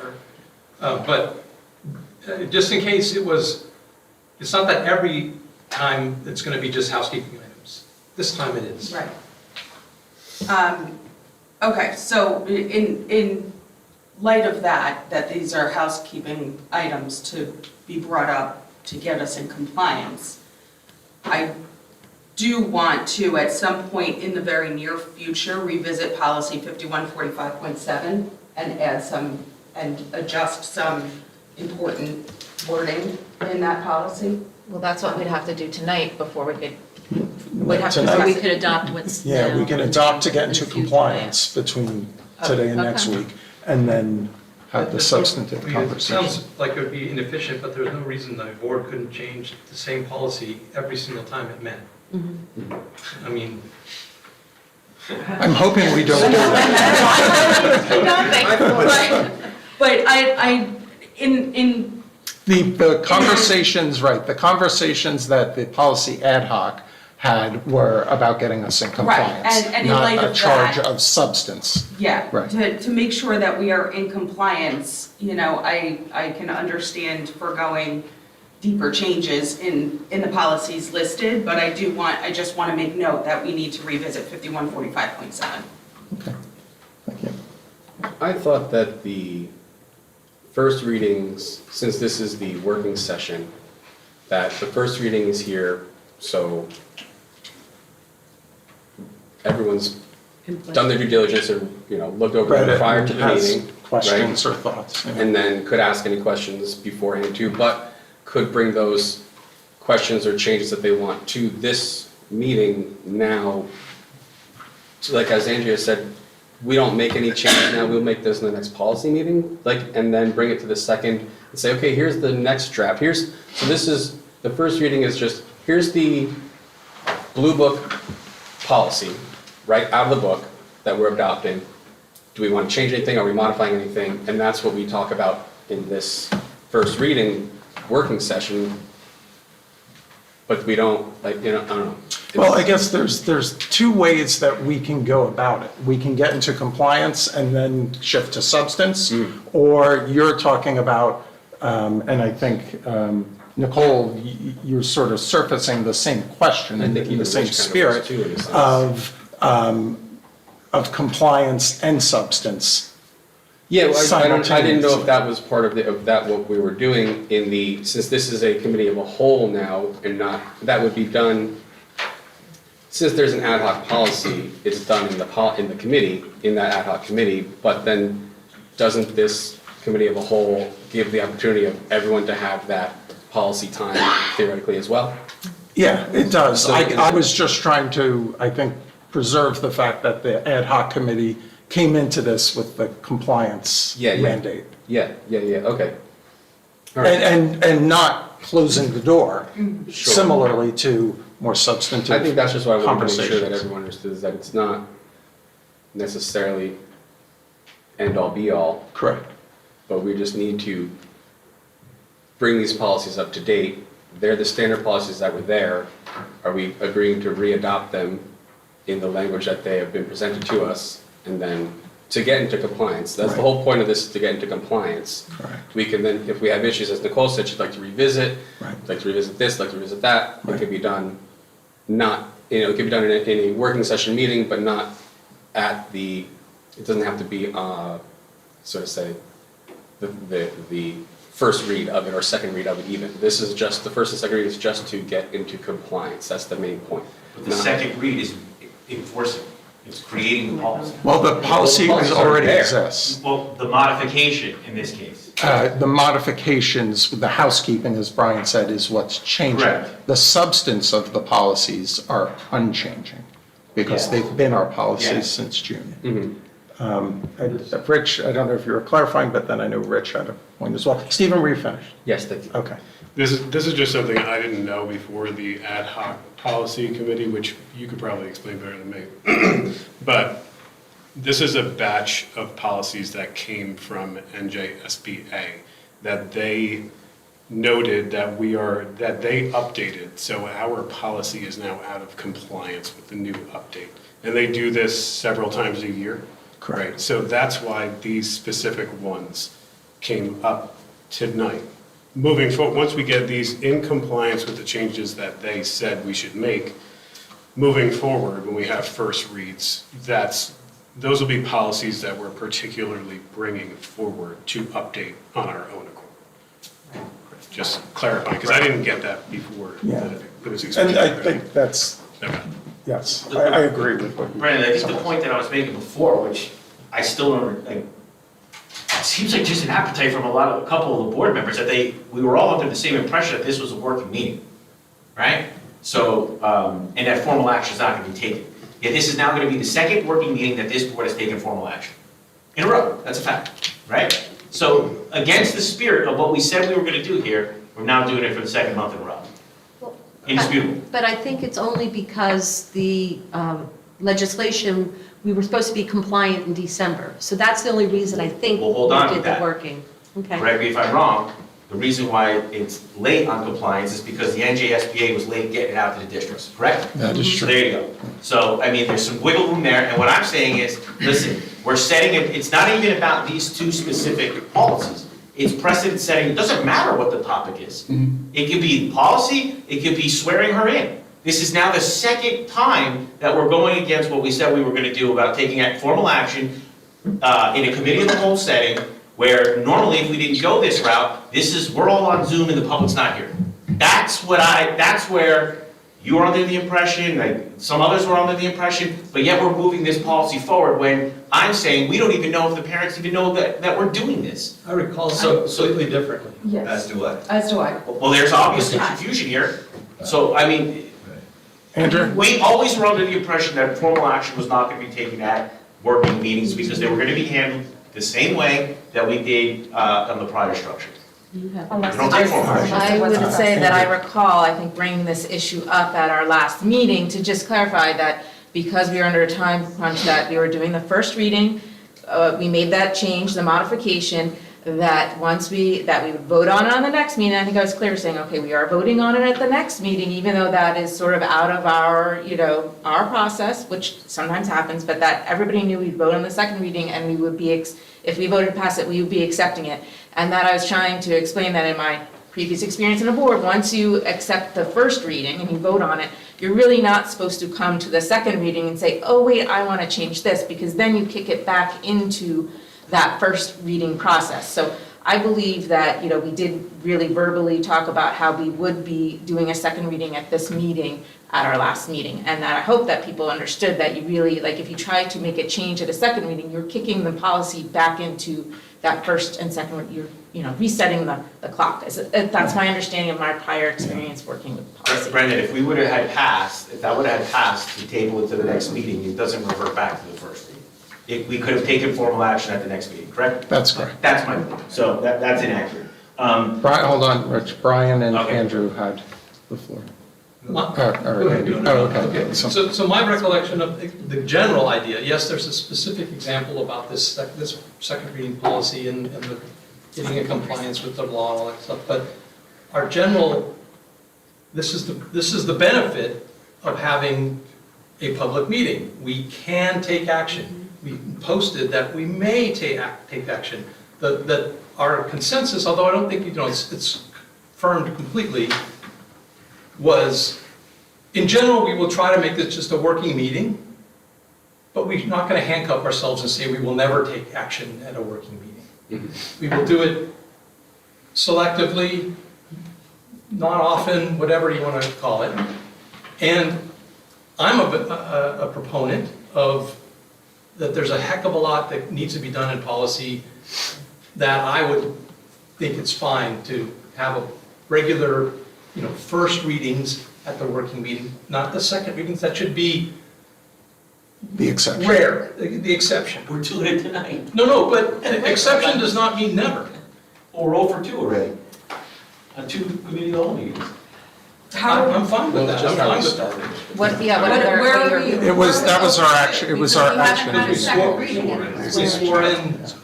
But that was already voted on. At a working meeting, I think. If we could, Phil? Just a quick process issue. Process issue only. The board discussed a lot about decorum over the past several months. And one of the things that was mentioned was the idea that board members only speak when the board president recognizes them to be able to speak. Secondly, with regard to decorum, we also talked about addressing the issue and not the individual. That there are merits and much to be debated here on everything that's being discussed, but it's a very different conversation if, number one, a board member asks to be recognized by the president, and number two, the board member speaks to the issue that they want to speak to and not directly to or at the person. Brian, were you finished? Okay. Other comments or questions at this point? I guess I had some more, sorry. If we had delayed it to another 7 days, what would that do? Because we're still out of compliance. Right? So what's another, what would that theoretically do to us? Nothing, right?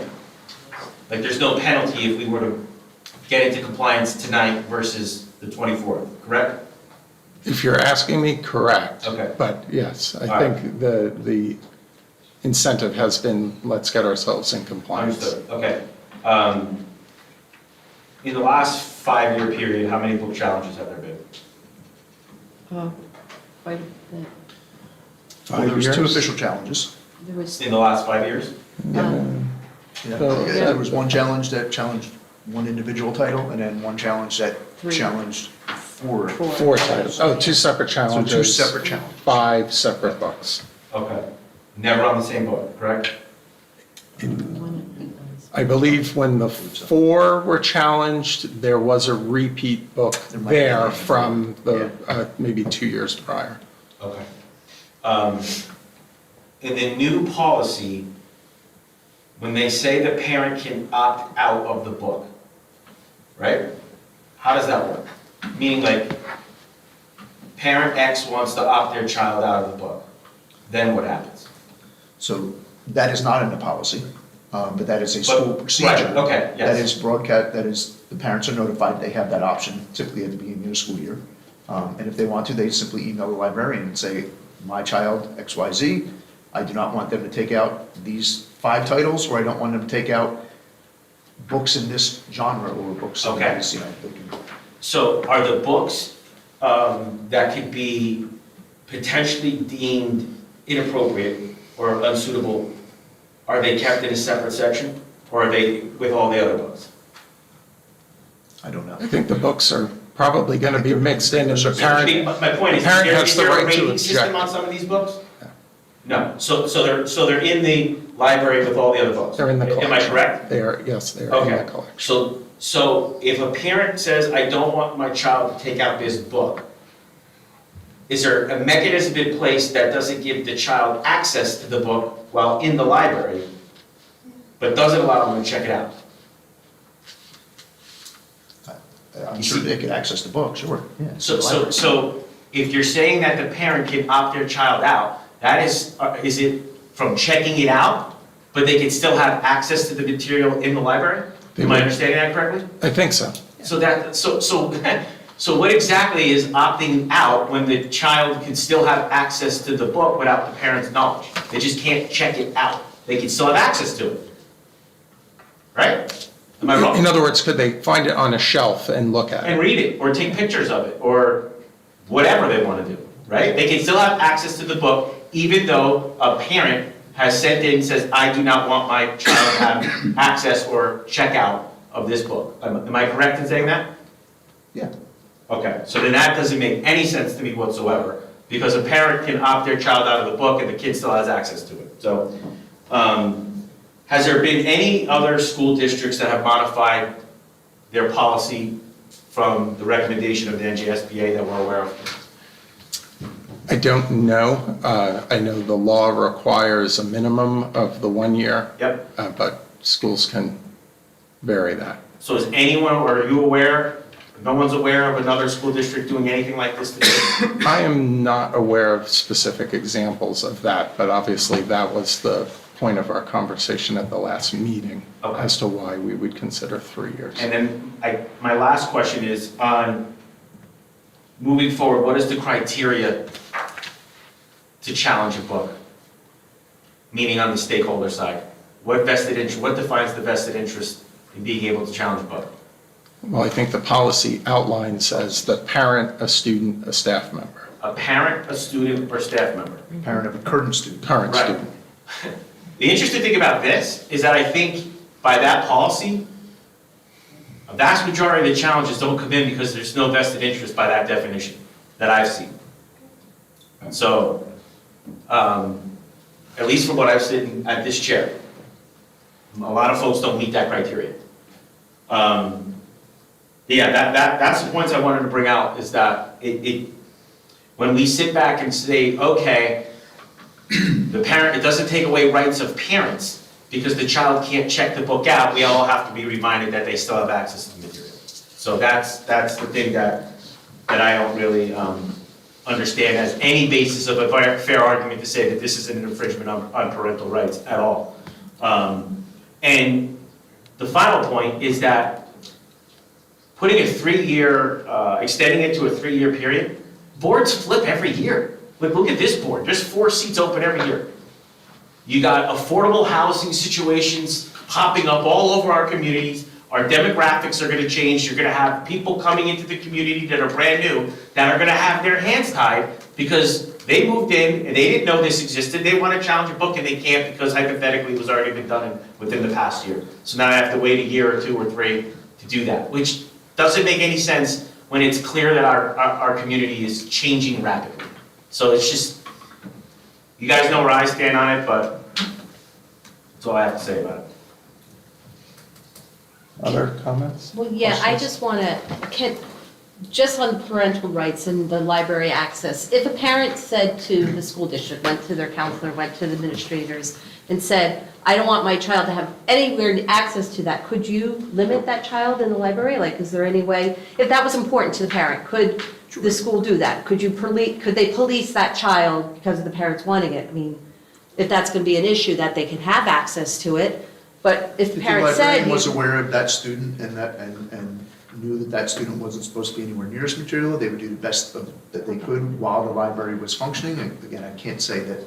But we would accommodate a But we parental would request. accommodate everything we can to prevent that student from accessing the material. Yes. But there is no foolproof system there. It's, Of course. you do have kids roaming in a library that can take I love anything kids out. roaming in There's no libraries. foolproof system. All right. Other questions? Cynthia? To your point, the parent can opt out. How would the parent know what books are available in the library?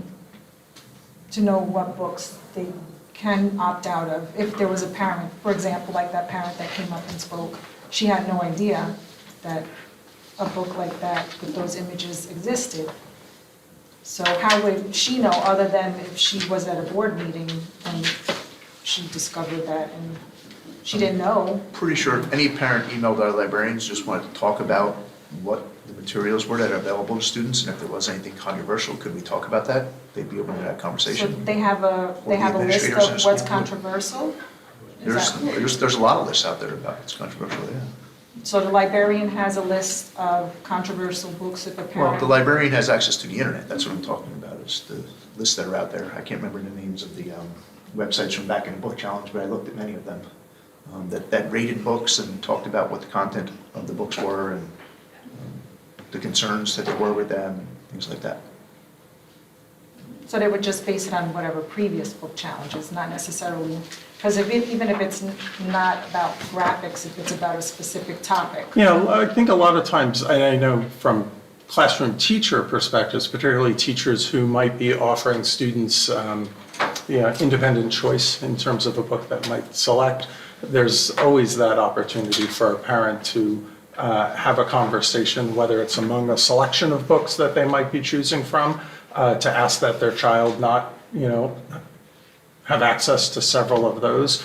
Or I think the other point is, whether it's a librarian or a teacher, if you have as a parent, have concerns generally about certain types of reading material, the conversation with the librarian would be able to steer, I think, that conversation productively, or the teacher who might be apprised of, oh, if kids are picking a book, I know I spoke to your parent, they have concerns about this title or these titles, that would be something that they would be able to Yeah, because interact with. I believe at one point, parents had access to what was available in the library online.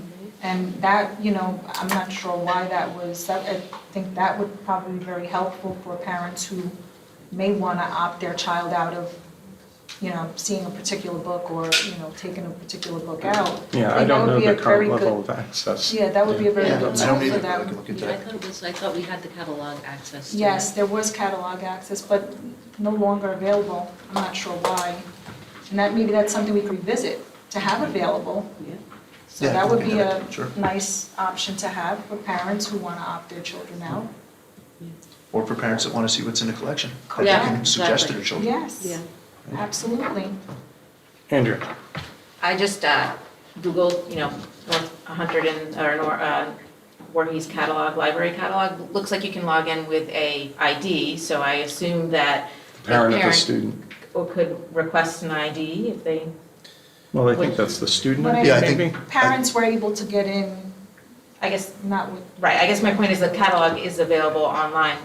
but it's ID protected, but. So I don't want to speak because I don't know 100%, but we will look into the catalog issue.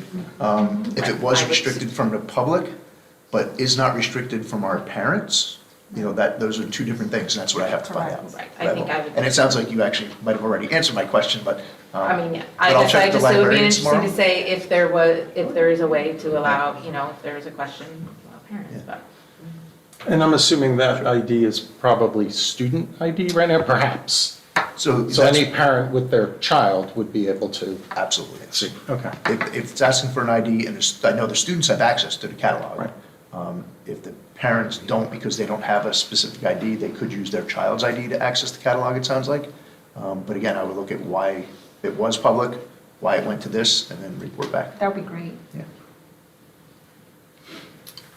Andrea? I'm going to do Robert's Rules of Order, and I move to the previous question, or move to close the debate to see if we can move ahead to a vote and keep on with the agenda. And I second. Okay, I think we need a 2/3 majority on that to call the question. Okay. I think. I don't think so. I don't know if that's true. As a matter of fact, I think. Yes, according to the little cheat sheet that you so kindly Close handed us. debate 2/3? 2/3. What are you looking at? I'm looking at the Robert's Robert's rules, Rules the little cheat sheet cheat that we sheet. got from our Really? training the other week. Thank you. Yeah. Though I Oh, think- thanks, school boards. Learned something.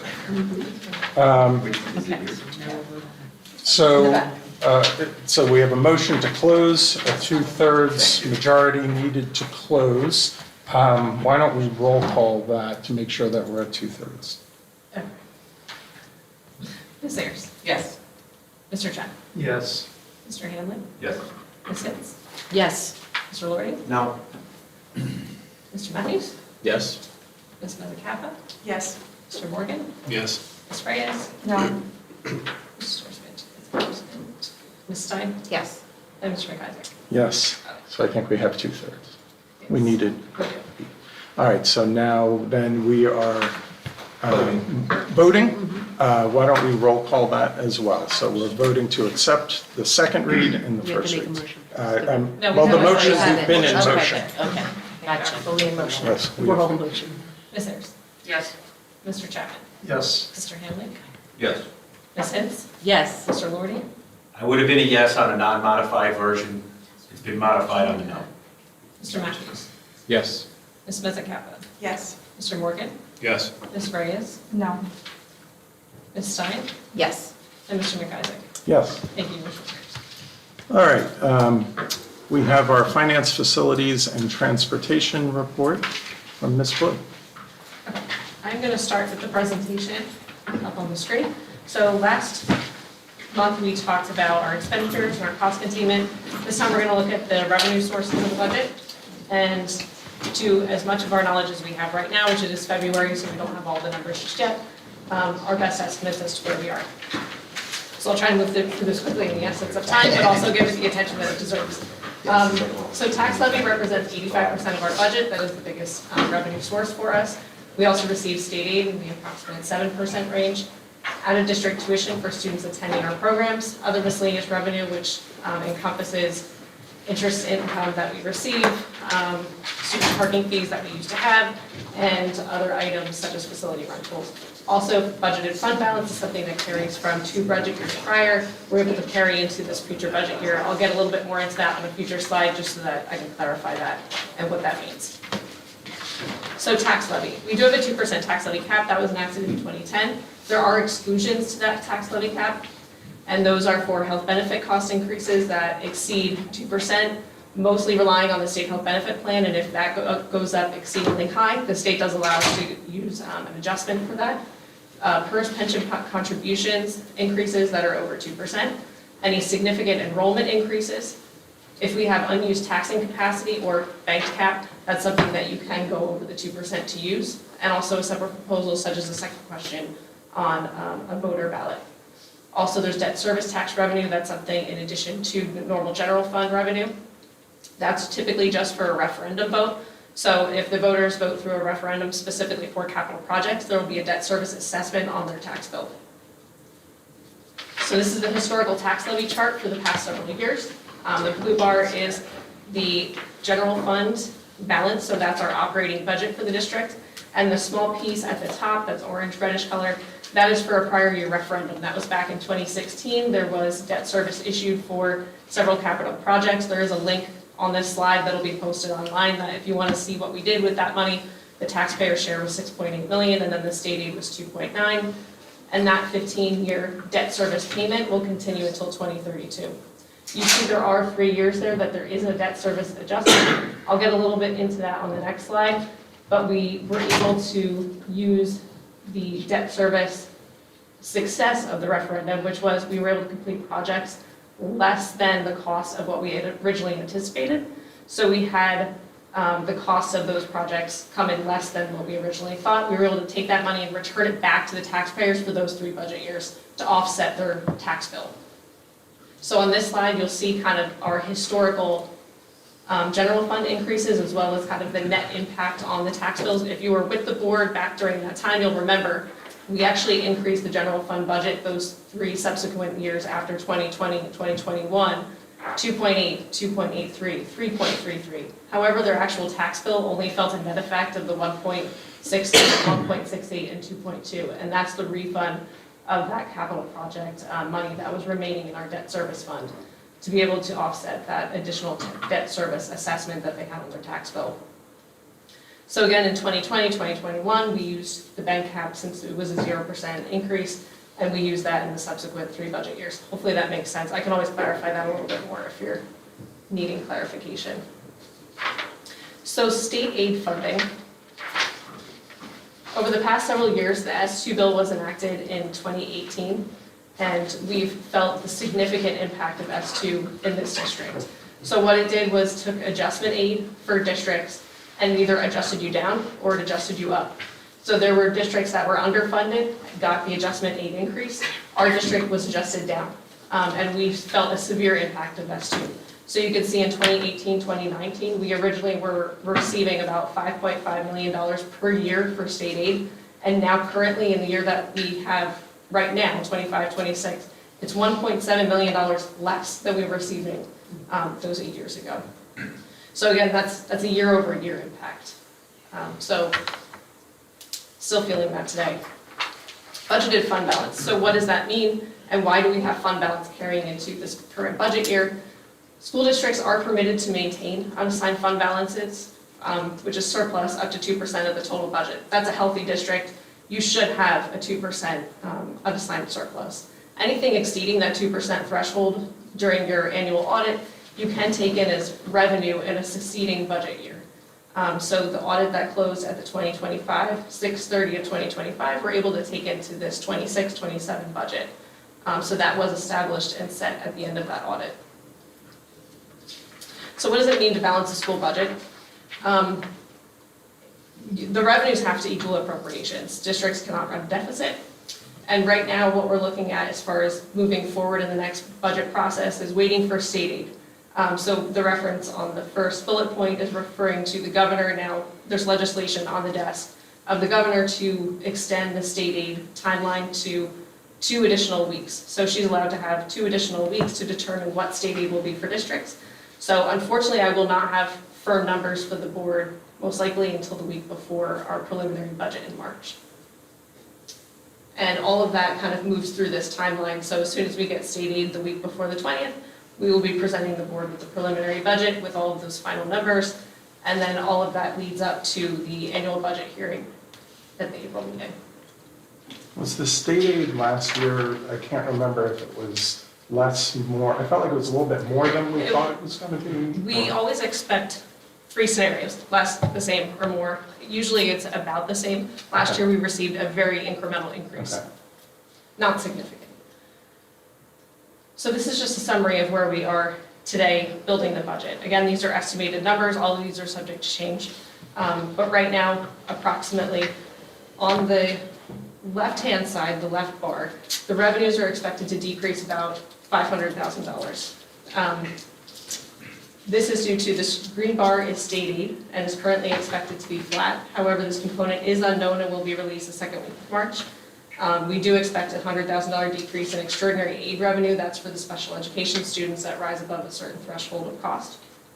The small blue bar is miscellaneous revenues, projected to decrease approximately $120,000 due to decreased revenue streams such as parking fees and facility rental fees.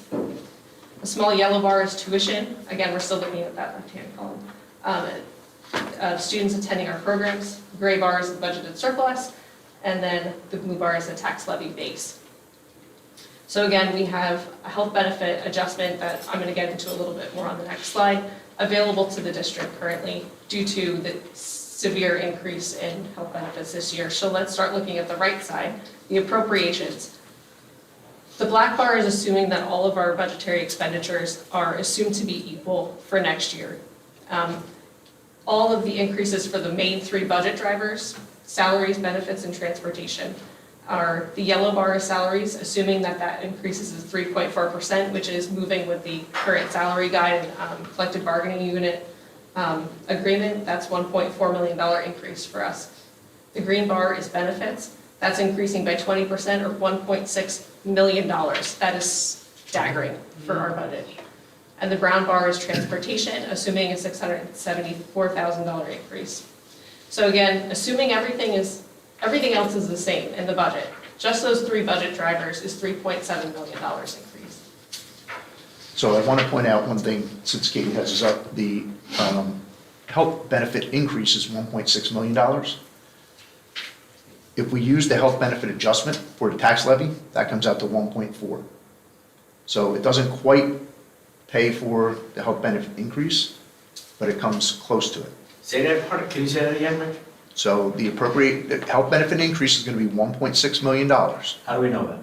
Because our broker already told us, we have our numbers for 20, it's a 20% increase next year on our health. He confirmed? Yes. Because when he first came in, his numbers were wow, like his variance was. That was a few months ago. Yeah, that's why this is the first time hearing. Absolutely. Yes. And I think he had gone as high as... Correct. So there are districts I know of that are getting 40% increases. That's why I'm asking, this is the first time I'm hearing. 20% is insane to me, but it is a lot, so much better than what I'm hearing from my colleagues. So we're actually, I hate to even say the word fortunate to have a 20% increase, but that's, and again, healthcare, you're going to hear a lot about healthcare in the next month and 2 months, really. It is the driving factor as to, what's going to motivate, what's going to drive this budget, and whether or not we're going to maintain what we have in our district is whether or not we want to spend money on healthcare. And actually, I shouldn't say it, we don't have a choice but to spend money on healthcare. It's going to be determined whether or not we want to cut something to pay for that, or we want to raise the tax levy to pay for it. Those are the two options. And there'll be more about that coming. I just wanted to point that out because I thought this slide, it was so easy for me to see those two numbers, right? And to see them side by side and see how they match up. So the purpose of this slide is to give everyone kind of a holistic view of all the anticipated revenues, the anticipated appropriations, but also taking into account the revenue side has the health benefit adjustment embedded in it. And even still, there's a $1.6 million gap. So even taking the maximum taxing authority that we have right now, we have a $1.6 million gap. Go ahead. That extra 0.59%, that's what that line item is? The 2.59% is the health benefit adjustment that's available for us to use. But is the tax levy going from 2 to 2.59 or 2 to 4.59? It would be 4.59 in total. 4.59. So again, Yes. let me just go one more slide. So here's the different scenarios that I wanted to play out on the screen for everyone's understanding. If we go up the 4.59%, that's a $1.6 million budget gap. That's on the far right. If we go up 2%, which you can do, we have a $3 million budget gap. If you decide to go 0%, it would be almost 2 million. So we have to cut no matter what, is what it comes down to. It's just about how deep we have to cut. That's really what it I comes down think to. we've had several conversations in past finance and facility and transportation committees of the fiscal cliff and what other Hunterdon County districts are seeing versus us. And we always knew it would come, but we were trying to hedge it as long as possible. With this health benefit increase, it's happening now if we don't take, if we don't take what's available. The cliff has been accelerated dramatically It's accelerated because of the because of the healthcare health costs. That is really again, if you take that 1.6 off of here, and then we went up, if you took that off the 2% gap, right? We would then still have to cut 1.5 million. But we have to cut that anyway, even at a 4.59% increase. So again, the healthcare is the piece that is causing this issue right now. Can you go to the previous slide briefly? And let me just understand the numbers. So 2.59% of something is 1.4 million, but 2% of something else is 57 million. So the tax levy base with the 2% increase, so that's our total aggregate tax levy base with a 2% in it already. Right. And then 2.59% Oh, it's of the 2% levy above, base. so it's 102% of Correct. today's. Yes. And this is 102% of today's. And I This hate to is- make assumptions for the board, but our recommendation as an administration is in order to bridge the healthcare wild increase that we're seeing this year is to take the health benefit adjustment and then still find $1.6 million of either savings or adjustments or, you know, that's what we're working on right now. Could you, sorry, Yeah. raising my hand. Could you just explain this healthcare benefit that we can take a little bit more? So the state's offering, where does that come from? Because I don't know if I've The seen only this. time you can raise taxes above the 2% is if there's those certain items that qualify. So the state is offering a health benefit adjustment to districts, every Oh, district. so they're not giving us money, they're No. saying they're allowing us. They're allowing you to raise Sorry, taxes. that was, I Correct. needed that clarification. Yes. That makes a lot more sense than I thought they were giving us money. Yes. They're not adjusting state aid for that. Right, they're saying they're The making 20 an exception to their rule. The 2010 law caps us at raising our local tax levy by 2%, but then based on different, there's enrollment waivers, there's healthcare enrollment waivers, there's Yep, what was on the slide? the other waivers that There's were on other- it. We usually don't qualify for anything except for healthcare. And last year, if you remember, we qualified for healthcare. It was a 0.66% increase. So instead of going 2%, we went up 2.66. The 6.6 was the healthcare waiver. And that's because of how much the healthcare was raised last year. So put that in comparison to the cost of healthcare being raised this year. Last year, I think it was 8 or 9%. That's why the healthcare waiver is 2.59% above the 2% tax levy. And that, the next page, I'm sorry, it gets you, No. that one gets you to $1.6 million Yeah. tentative numbers, Right, Yep, but absolutely. depending on where And state aid falls. Right. and depending because on where- the that's healthcare not, waiver, that's as not, I you're not gonna find that in the coins under the sofa.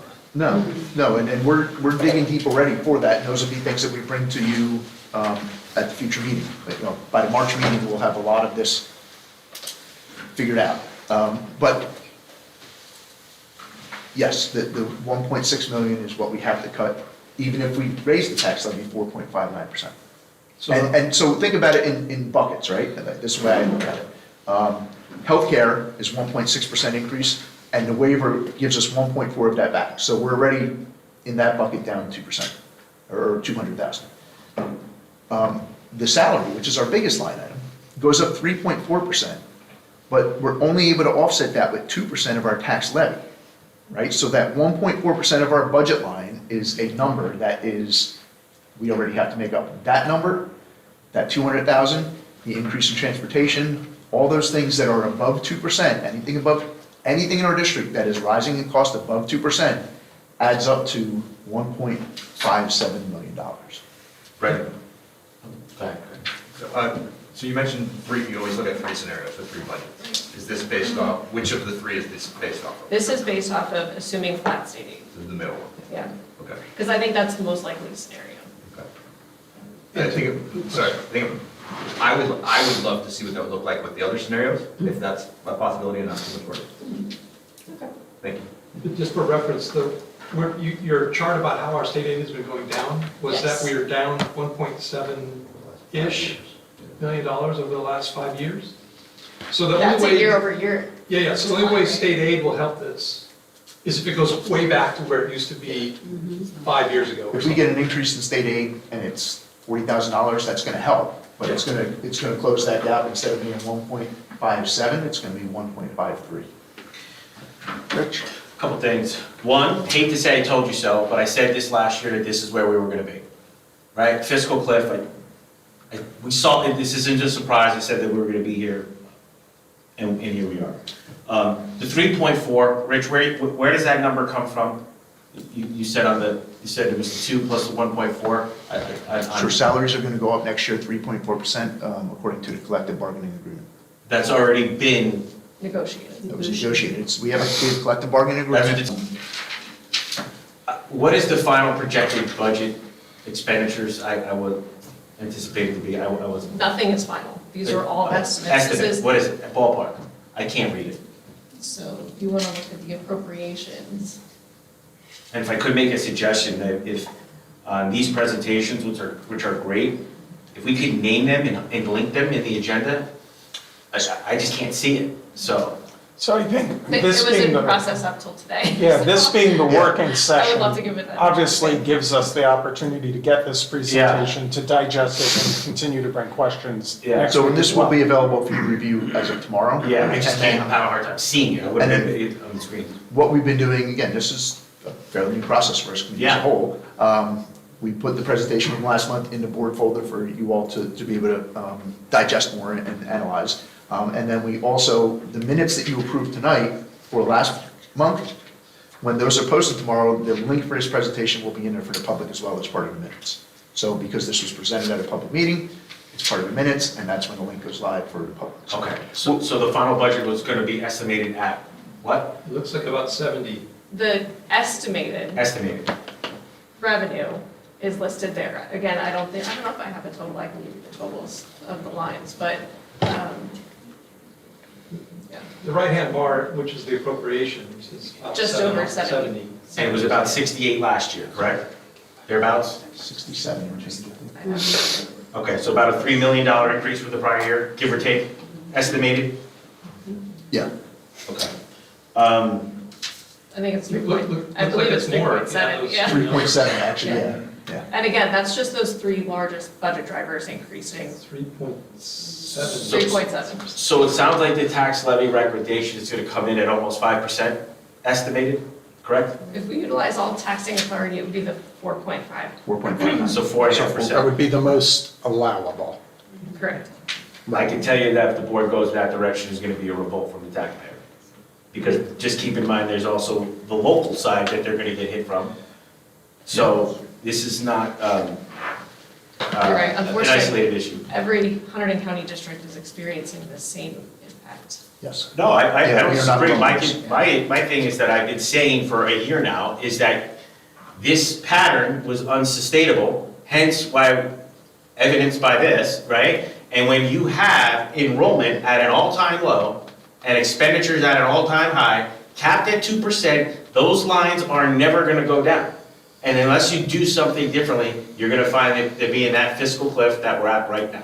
Like I said last year, right? So I'm not sure how this gets resolved, but I mean, everyone keeps talking about affordability in New Jersey, affordability, and this is gonna go right at the heart of affordability right here. You can't have enrollment at an all-time low with a budget at an all-time high. What's the cost per pupil? What is our cost per pupil estimated to be at? That's available on the taxpayers. I don't know it. What is it? So we could talk about that in a future meeting if you'd like. You'd like no cost per pupil. Andrea had a question. Isn't that a gauge of how this, isn't that how the gauge is, like how districts run, like on a cost per pupil? Well, it is one way to measure a district, but I do want to caution that, looking at those numbers, for instance, if you looked at a 9 to 12 regional high school district that has one high school, and you look at their cost per pupil compared to our district that has two high schools, we have a lot of duplication of services in those two high schools. We have two completely separate sports teams. We have two completely separate administrations. We have two completely separate custodial crews. We have two completely separate pieces of equipment. I mean, I could roll on and on that maintaining two high schools should be a lot more expensive than maintaining one high school, right? That's not the case. Might our per pupil cost be a little higher than a district that has one high school? It might be, but again, that doesn't tell the full story. But it is part of the picture, and we can give you some more information on that. One last question, because we talked about the raises. Is the 3.4% going to go to staff that is not collectively bargained as well? That's up to the board, but that's what I would recommend, yes. Okay, well. Andrea? I had a question about, you mentioned transportation costs are going up as Yes. well. Could you give a little more background on what drives those transportation costs? Yes, Please. we are seeing it anywhere from like 5 to 7% increases on normal runs, and I would say a little bit higher on the athletic runs. We've been having those conversations of why they're more expensive. Unfortunately, with athletics, it's during the time period that most major bus companies are already doing their K-8 runs. Yeah. You know, anywhere from that like 2:30 to 3:30, 4 o'clock. So we typically, unfortunately, get the vendors that have the capability, but also have the highest prices. So we're seeing it more on the athletic. Okay, so. Supply and demand. They're just, so I assume we have and forgive me if I don't know this, we have a contract, I know we contract our buses out, we look at that contract every year, or we have a multi-year contract? It is an annual contract with Hunterdon County Ed Services. Okay, so you're saying that every year they're kind of raising the prices, and we can assume it's everything from, I don't know, gas going up, they have to pay their drivers more, their healthcare The costs. driver increases is usually what's driving So the we higher think it's costs. So we try to increase we try to renew the runs at CPI, which is usually affordable, 1.7, 1.8%. But again, if those vendors do not want to renew at CPI, we have to go out to bid, and a lot of times they do come in much higher. And even CPI, you know, that 1.8, 1.9, that adds, you know, that's at the 2%, right? So even if they go up to the minimum, that just means that we're keeping pace with that at 2%. Right, forgive me if we've discussed this here and other places, but I know sometimes there are ways to incentivize parents to waive their right to a bus seat, and that does save us, that can save a district money. We have been looking into. We have been looking into. Implementing that for We actually, I hope we'll have a plan by next month, but next month is gonna come very quickly when I start looking at the calendar, but that will be part of. Right, I don't know if coming that year. moves the needle or not, but. Well, there's two factors with that. One is, we eliminated parking fees, you know, at one of our meetings earlier in the year. We're gonna try to incentivize students to not take the bus, and maybe if we give a waiver for that, Right. that would incentivize them to not take. But if we can incentivize them and we can calculate that, we can monetize that. If we can cut one bus run, for, let's say, 100 seniors that decide not to, that waive their right, that bus run is worth $50,000 or $55,000. A minimum run is around Right. 50,000. And if we can save that, and the revenue that we don't get from the parking fees, that we're not gonna get right now anyway, that would offset that, and now we have more savings. So, those are things that cut away at that 1.5 million. And so, but we're looking at that from 9 to 12. There might be people that will say, yeah, I will waive my right all year because I drive my kid every day. I drive to work at that time and I drop them off every day. And if you've ever sat outside North Hunterdon in the morning, there's a lot of people that do that. Right, and I would say that anybody who has a child who participates in after-school activities generally winds up having to drive pick their child up 90% of the school year. And maybe if there was money in it, they would shift to some other model of, for the. Yeah, so. I'm just, there might be some. Transportation waivers are something that we are going to present to you as one of the options to close that $1.57 million gap. It will probably include senior parking and underclassmen as well. When would we know whether or not these waivers are taken? It would be well after the budget's approved and. Yes, so this year, it will be after the budget is approved, and I guess every year it would actually be, because if we can't ask someone now to decide what they want to do next year, we could, but we're probably not going to get a good response. So typically, but what we would do is in subsequent budget years, we would say, what was our participation last year? And once we have multiple years under our belt, we can sort of anticipate this is what we're going to save, and that's where we can start, taking that money out of the budget for bus runs that we would have typically budgeted for. But this year is. If we could gauge transportation Yeah. or participation this coming summer, and then, the implementation, then we can kind of gauge for next year's budget cycle. But this year's budget. This year, I think this would be. And we're trying to figure out how we can do this so that somebody doesn't waive, get the money, and then take it back, right? So it has to be something that we, sort of like an aid in lieu kind of thing, which is for somebody that, lives within 2 miles of the district and decides they don't want to take their busing or outside 2 miles, they actually get paid money back. They waive their bus fees, and it's usually for private school students, things of that nature. It would be similar to that. At the end of the year, we'd say, you didn't take a bus seat this entire year, you didn't utilize it, and you kept your waiver, and then the person would get the incentive at that point. So. So my question is, the $1.57 million gap exists with use of maximum taxing authority, correct? Correct. So when, I'm guessing it's coming in March, I imagine you're going to give us a budget that includes what your recommended cuts are? Yes. right? And are those recommended cuts for the 1.57 million, or are you also giving us a recommendation for cuts that would be deeper if we were not to use our maximum taxing capacity? So we can give you every scenario you'd like. So yeah, we will be giving you information in March on what we have already cut to get to the $1.57 million reduction. And then we'll also be giving you scenarios if we want to cut deeper, where we would have to hit. I mean, I do think we have a responsibility to the public if Yeah. we're going to be raising taxes. Absolutely. So at least I think we should be conversant with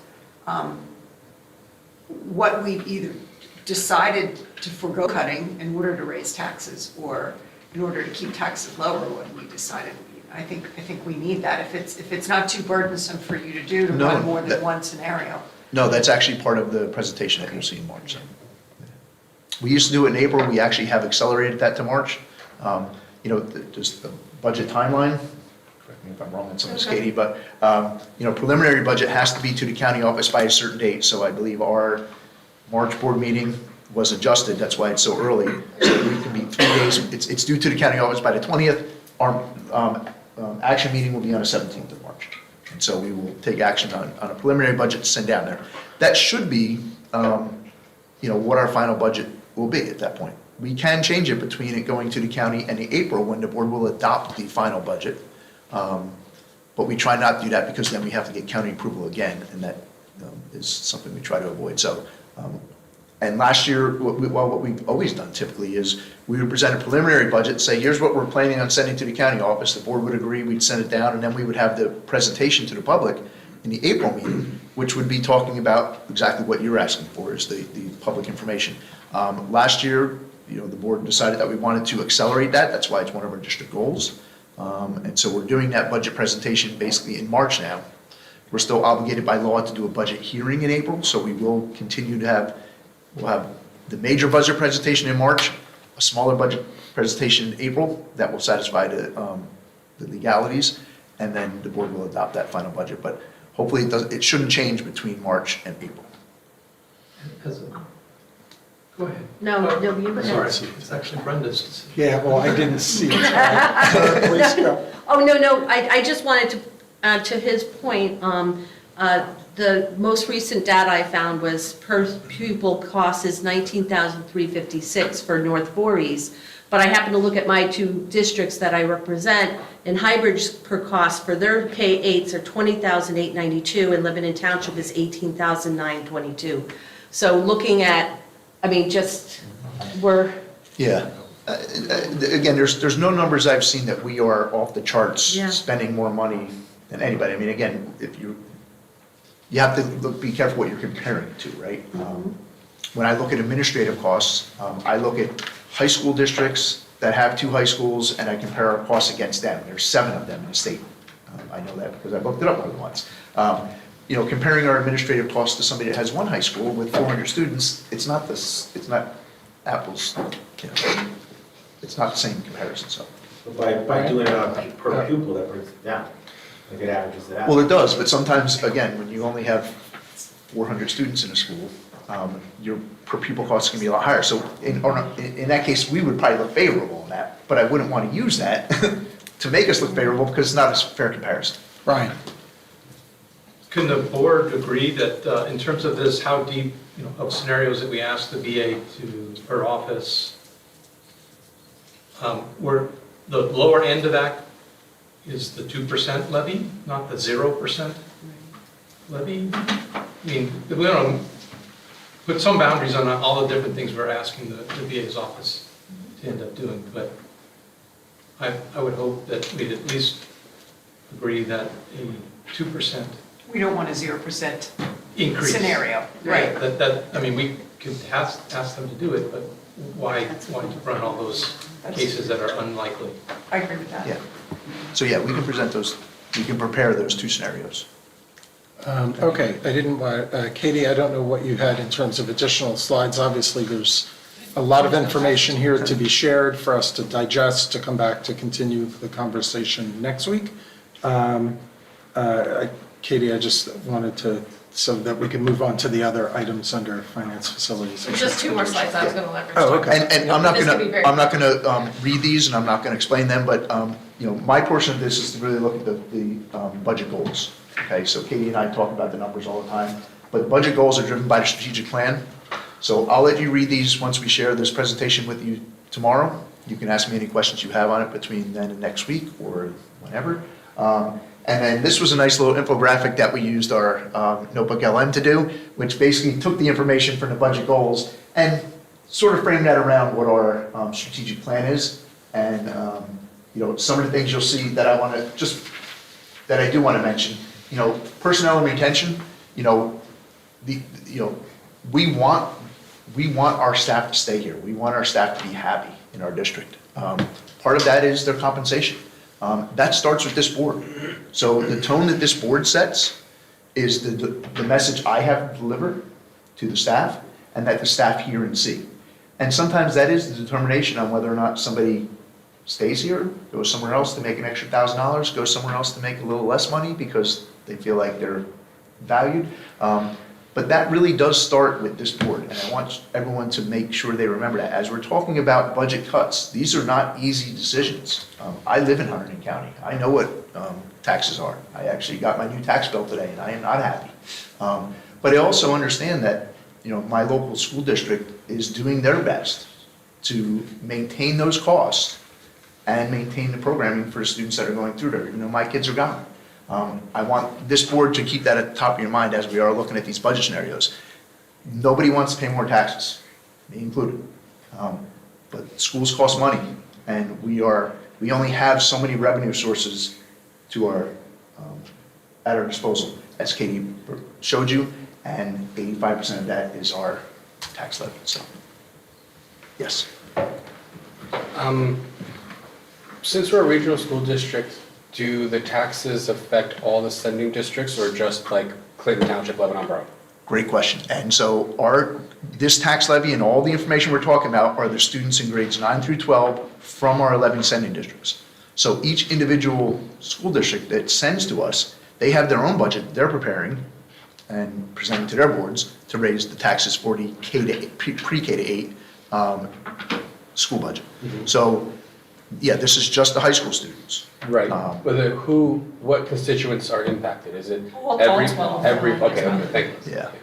Yeah. And when we get to the next budget presentation, that's when I'll actually have like the regional share chart, which shows like what's the regional share for each municipality and how are they bearing the burden Of that, increase. whatever, Yeah. 2%, 4.46, whatever it is. And we don't decide that. That is a state formula It's that gets broken up. plugged in, Right. and then it shows what portion Clinton Township has, what portion Highbridge has, what portion Lebanon Township So has. it'll take that full amount of And 5. in any given split year, amount. based on Yep. population and valuation within that township, there are years we could say we're going to increase the budget 4.59%, and there might be some townships that see a tax decrease, and other ones will see an increase. So it does fluctuate based on population and valuation of the township. Yeah. Stephen, just to your point, I spent 3 years in municipal government. If you look at your tax bill, they're itemized separately. Okay. So the county, the regional Local school tax school, and the municipal regional school school. tax, they're separate lines. It'll show you Gotcha, the okay, percent that's- and the dollar amount. All right, and that's. It's like a little, at least that's how we do it in Union Township, and there's like a pie chart Yeah. that comes with it, so you can see exactly how it's broken down. Okay. Okay. All right. Other items to address on finance facility transportation? I'll go into agenda next. I know everybody was looking for a capital projects update. I know we're pressed for time, so I'm going to go through it quickly. The ramp replacement is now complete, so we'll be final payment out shortly. The district office roof was done over the summer. We're wrapping that up. That is done. The North Hunterdon erosion issue, if everyone's aware. If not, there was an erosion issue up at a salt shed at the North Hunterdon campus on the very north end, over by the baseball fields. That is complete, and you'll see the final change order on this agenda that I'm going to get to. Interior doors, we replaced lots of classroom doors at both North Hunterdon and Voorhees at a recommendation through the last QSAC audit. That's nearing completion, just waiting for a few more cores. And district office HVAC is to be done this summer, very much thankfully to be getting that done. Now looking at agenda items. The resolution to amend the official designated newspapers, we did that at the reorg meeting. I'm adding Gannett Media to that, as all of the other Hunterdon County districts are looking to comply with the new OPMA newspaper publications. We have to advertise in our online official newspaper 2 times every month through the rest of the year, and that's going to get expensive, so Gannett Media is the most affordable option, and we're actually going for all of us to advertise together. So all the K-8s, everyone in Hunterdon County is going to pool together and do the advertisements together through Gannett. The contract with Clinton and Lebanon Township for the school resource officer, these are the exact agreements that were presented to the board back in October. The same amounts, nothing has changed. If there's any questions on those, I would probably defer any questions to you. So yeah, we were going to have a discussion about this in executive session in regards to student safety and security, and also legal matters, because Phil has been working with negotiating these contracts as well. 12.4 may be pulled before next week. I was hoping to give you a little bit more information, but I know, again, pressed for time. There is a grant opportunity that I've been discussing with Honeywell, who is our current ESCO, our energy savings consultant. I know we talked at length last meeting about them and how they were our consultant during our last ESIP. We could potentially continue our ESIP and go for a grant opportunity with significant savings and payback. I'm still looking into the viability of this project, but it would require the board's approval for Honeywell to be authorized to apply for this grant. We do meet the criteria for the grant. You have to have 3 out of the 5 components that they ask for, and meet the minimum grant award for the projects. We would have 2 applications, one for North and one for Voorhees, primarily for solar canopies on parking lots. So that's something that we looked into the viability back in 2019, 2020. It didn't make sense at the time, but now there's additional incentives to do that. This grant, potentially stacking it with IRS credits, and then potentially stacking that with SRECs. So I'm looking into that now. I'm hoping to get something to the board as soon as possible, because again, it's first come, first serve. It's a $75 million grant award, and it can go very quickly, because I think our application would probably be 15.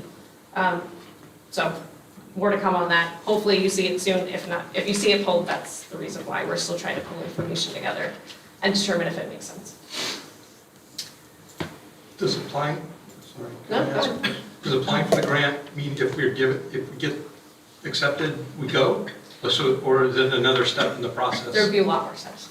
So if the board authorizes Honeywell, and obviously through legal counsel approves that contract, if we move forward with them applying for the grant and we receive the grant, they say you've got the money, we can always say we don't accept if it doesn't make sense. Because I'm looking also at financing options. I'm not sure if we need to finance instead of using capital reserve, because right now we have a certain amount of capital reserve. I'm not sure if it's enough. Again, I know it's late. I know we have a lot to do tonight, and there's still a lot of bridges to be crossed before we get there. This would just be to authorize Honeywell to submit us to apply for the grant, because they have all of our energy audit from the last ESIP process. It does not lock us into anything. Does not lock us in. But it gives us an opportunity to take advantage of state funding. It would just be the opportunity to move forward. My point is, I don't know why we would not. We just don't know if we're going to have the information to present to you by next Tuesday. I'm hoping I'll get it together. By Friday, next actually, week. when the agenda. But again, I don't want to push Phil to have to review it like over the weekend. So, Well, we have to release So the we'll agenda see. on Friday anyway. I'll do it. So I haven't received it from Honeywell, otherwise I would be pushing it forward. But it's also in their legal counsel at the time. The only other attachment I have available, all the other things are typical monthly motions, are the change orders or use of allowance. Again, this is referencing the erosion that we had up on the north side of the campus. This project did not exceed the grant, the award, the purchase order. It's really just using the allowance that's built in. We were anticipating, once they started digging up some of the asphalt that was eroded, that they would have to do some subgrade reconstruction, and they did. They had to put in some additional loose gravel underneath the new asphalt. So it was a little bit more intense than we thought, but we had an allowance for that built into the bid award. So there will be a return of allowance actually, so it was under budget in totality of that $4,000. Hopefully that makes sense. That's all I have. So that puts us at Community Relations, Student Affairs. We have our overnight field trips. Rich? Real quick before we move on. Update on the bills list. There's been some back and forth. I've asked if I can get copies of bills in advance of voting. Where are we with that? No. Is that what exactly is the request? Request to see specific bills. If I'm going over the bills list, if I find something that I would like to review prior to approval, I'd like to see the bill, because we're being asked to approve bills that I can't see. And are there specific bills? Probably will be, yeah, but I don't have anything specifically like top of mind this minute, but yes. I guess the question is, if I want access to a bill to review it prior to asking me to approve it, can I get it? Okay, I think the answer to this falls a little bit too much into an area where I'd be much more comfortable having this discussion in executive session than in public. Okay. As the attorney-client privilege. Okay. And then on the bills, I know I had asked, can we get what is already done for the working meeting on the bills list? Meaning, like, I know it's a work in progress, I get it, not everything's done now, but can we put what's done now on the agenda for the working meeting? I see what you're saying. Unfortunately, when we cut our bills list, you see check numbers, so I have to actually cut all of the checks and have them prepared in order for you to see that list. So I can't issue half of the checks and then run them again, Yeah. if that makes sense. It just doesn't work to Yeah, do it unfortunately, twice. like procedurally, you can't really just. So we can either present the bills list to you now and then not pay any vendors that give us their information over next week, but that delays payments to our vendors, Right. which I then. hesitate to. So if I'm hearing you correctly, that there's still bills coming in to be That we're approved trying for- to, that you're yes. trying to approve, Correct. and the system doesn't allow you to send or upload partials that have already been approved. Right. The That's system correct. sounds outdated to me, if you're asking for my opinion, but okay, take it at face value. The reason I mentioned that, because Friday afternoon, 3:30 for a Tuesday turnaround, that's a tight window. It's a tight window, right? Especially if there's bills that I would like to review, then I have to make the request in, and then hopefully get them back before I could actually approve it on Tuesday. I guess just to remind the full board, the bills list that you're approving, that I think we're referring to, are board obligations that the goods and services have already been provided to the board. Yes.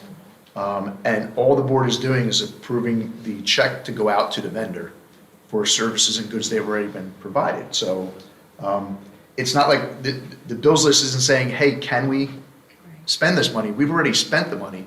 You're just approving the payment of the service or product that was already received. I just want to make sure we're clear on that. Clear. You know, now there are other methods that the board will approve us to, you know, through different contracts and things like that to allow us to expend this money already. But the bills list itself that we're actually focusing on right now is we have a contractual obligation to pay those bills. The goods and services have already been provided. The business office has done their due diligence to make sure that the vendor has given a declaration that they provided services.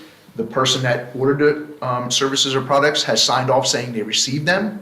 All the paperwork and all the procedures in place that the business office does on a daily basis have been received, documented, cataloged, and then we bring it to you so that as a final approval, you say, yes, we believe you've done all these things, and we send the checks out the next day.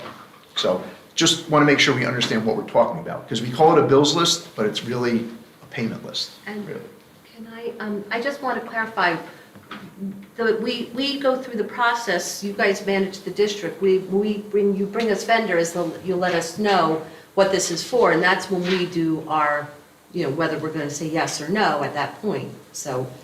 Yeah, I mean, there are certain That's where our- thresholds, you know, that we use vendors that, under certain thresholds, we use them because they have state contracts or they are part of a cooperative program and we get good pricing from them. those things you all authorize us being a part of. So you authorize us being a part of the co-ops and utilizing state contracts. And then we utilize those vendors for those products. And then again, after you've authorized us to use them, we use them for services and products. They provide us the services and products, and then we want to pay them, and part of that payment process is for you to approve that bills list. And that's what we're talking about. Brendan? All right. Regarding the bills list, yes, but there would be bills on there that the board hasn't approved because the bid threshold is what, 57,000? 58? 53. 53. So essentially, there could be unlimited amount of bills under 53,000 that are being cut, checks cut, that the board never approved. But the board approved it at reorg under the QPA, correct? The board approves different co-ops all throughout the year. Correct. Some of them at reorg and some of them at other times. When we find programs that are advantageous for us to use. And so. I guess my thing is with this, is like, we just sat through this, fiscal cliff, taxes going up, and I can't see bills that I'm being asked to approve. Personally, I think that's crazy. I'm just being honest. I mean, it's just me being honest. Like, I think if you look at the public, and they see that at face value, that there's a board member requesting to review bills prior to being asked to approve it, and not having access to that, at the same time we're on a fiscal cliff, 9 out of 10 people that see that are gonna think it's crazy. I'm just being honest. Yeah, and that's what Phil will speak to. All right, community relations and student affairs, we have the overnight field trip requests that are typical on the agenda. Any questions or clarifications there? We obviously, as the update, we're supporting the wrestling inquiry. Is it correct that the two teams are staying a different amount of time? Yes, it depends on what they qualify for. And actually, it's not even what they qualify for yet, it's what they anticipate they'll qualify for. Okay. So that's. And, Brendan? yeah. Rich, you resolved that with the wrestling team, correct? I did. So they're gonna. For this year. For this year. Correct. So the district is gonna cover the cost this year, but not going forward? Correct. Okay, and is it, I guess when I saw your update on the drive, the thing that stuck out to me, give me some rope here, is that it was classified as a trip.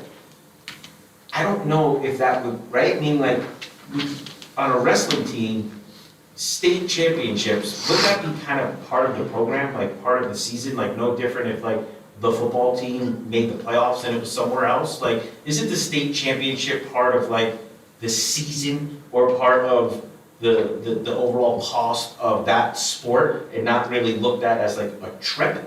Like, it's not, I wouldn't classify that as a trip. Am I saying, does that make sense?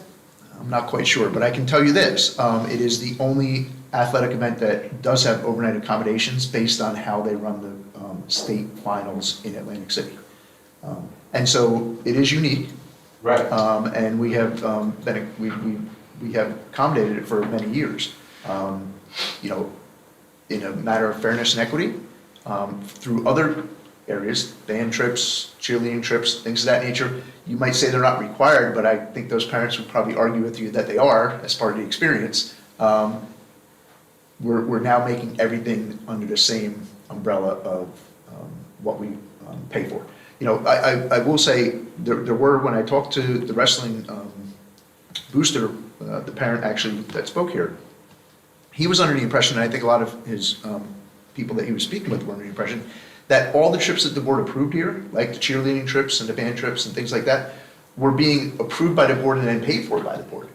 But so there was, once I explained that to them, I think they did realize that, oh wow, the board is authorizing a trip as part of a school trip, but that doesn't mean they fund it.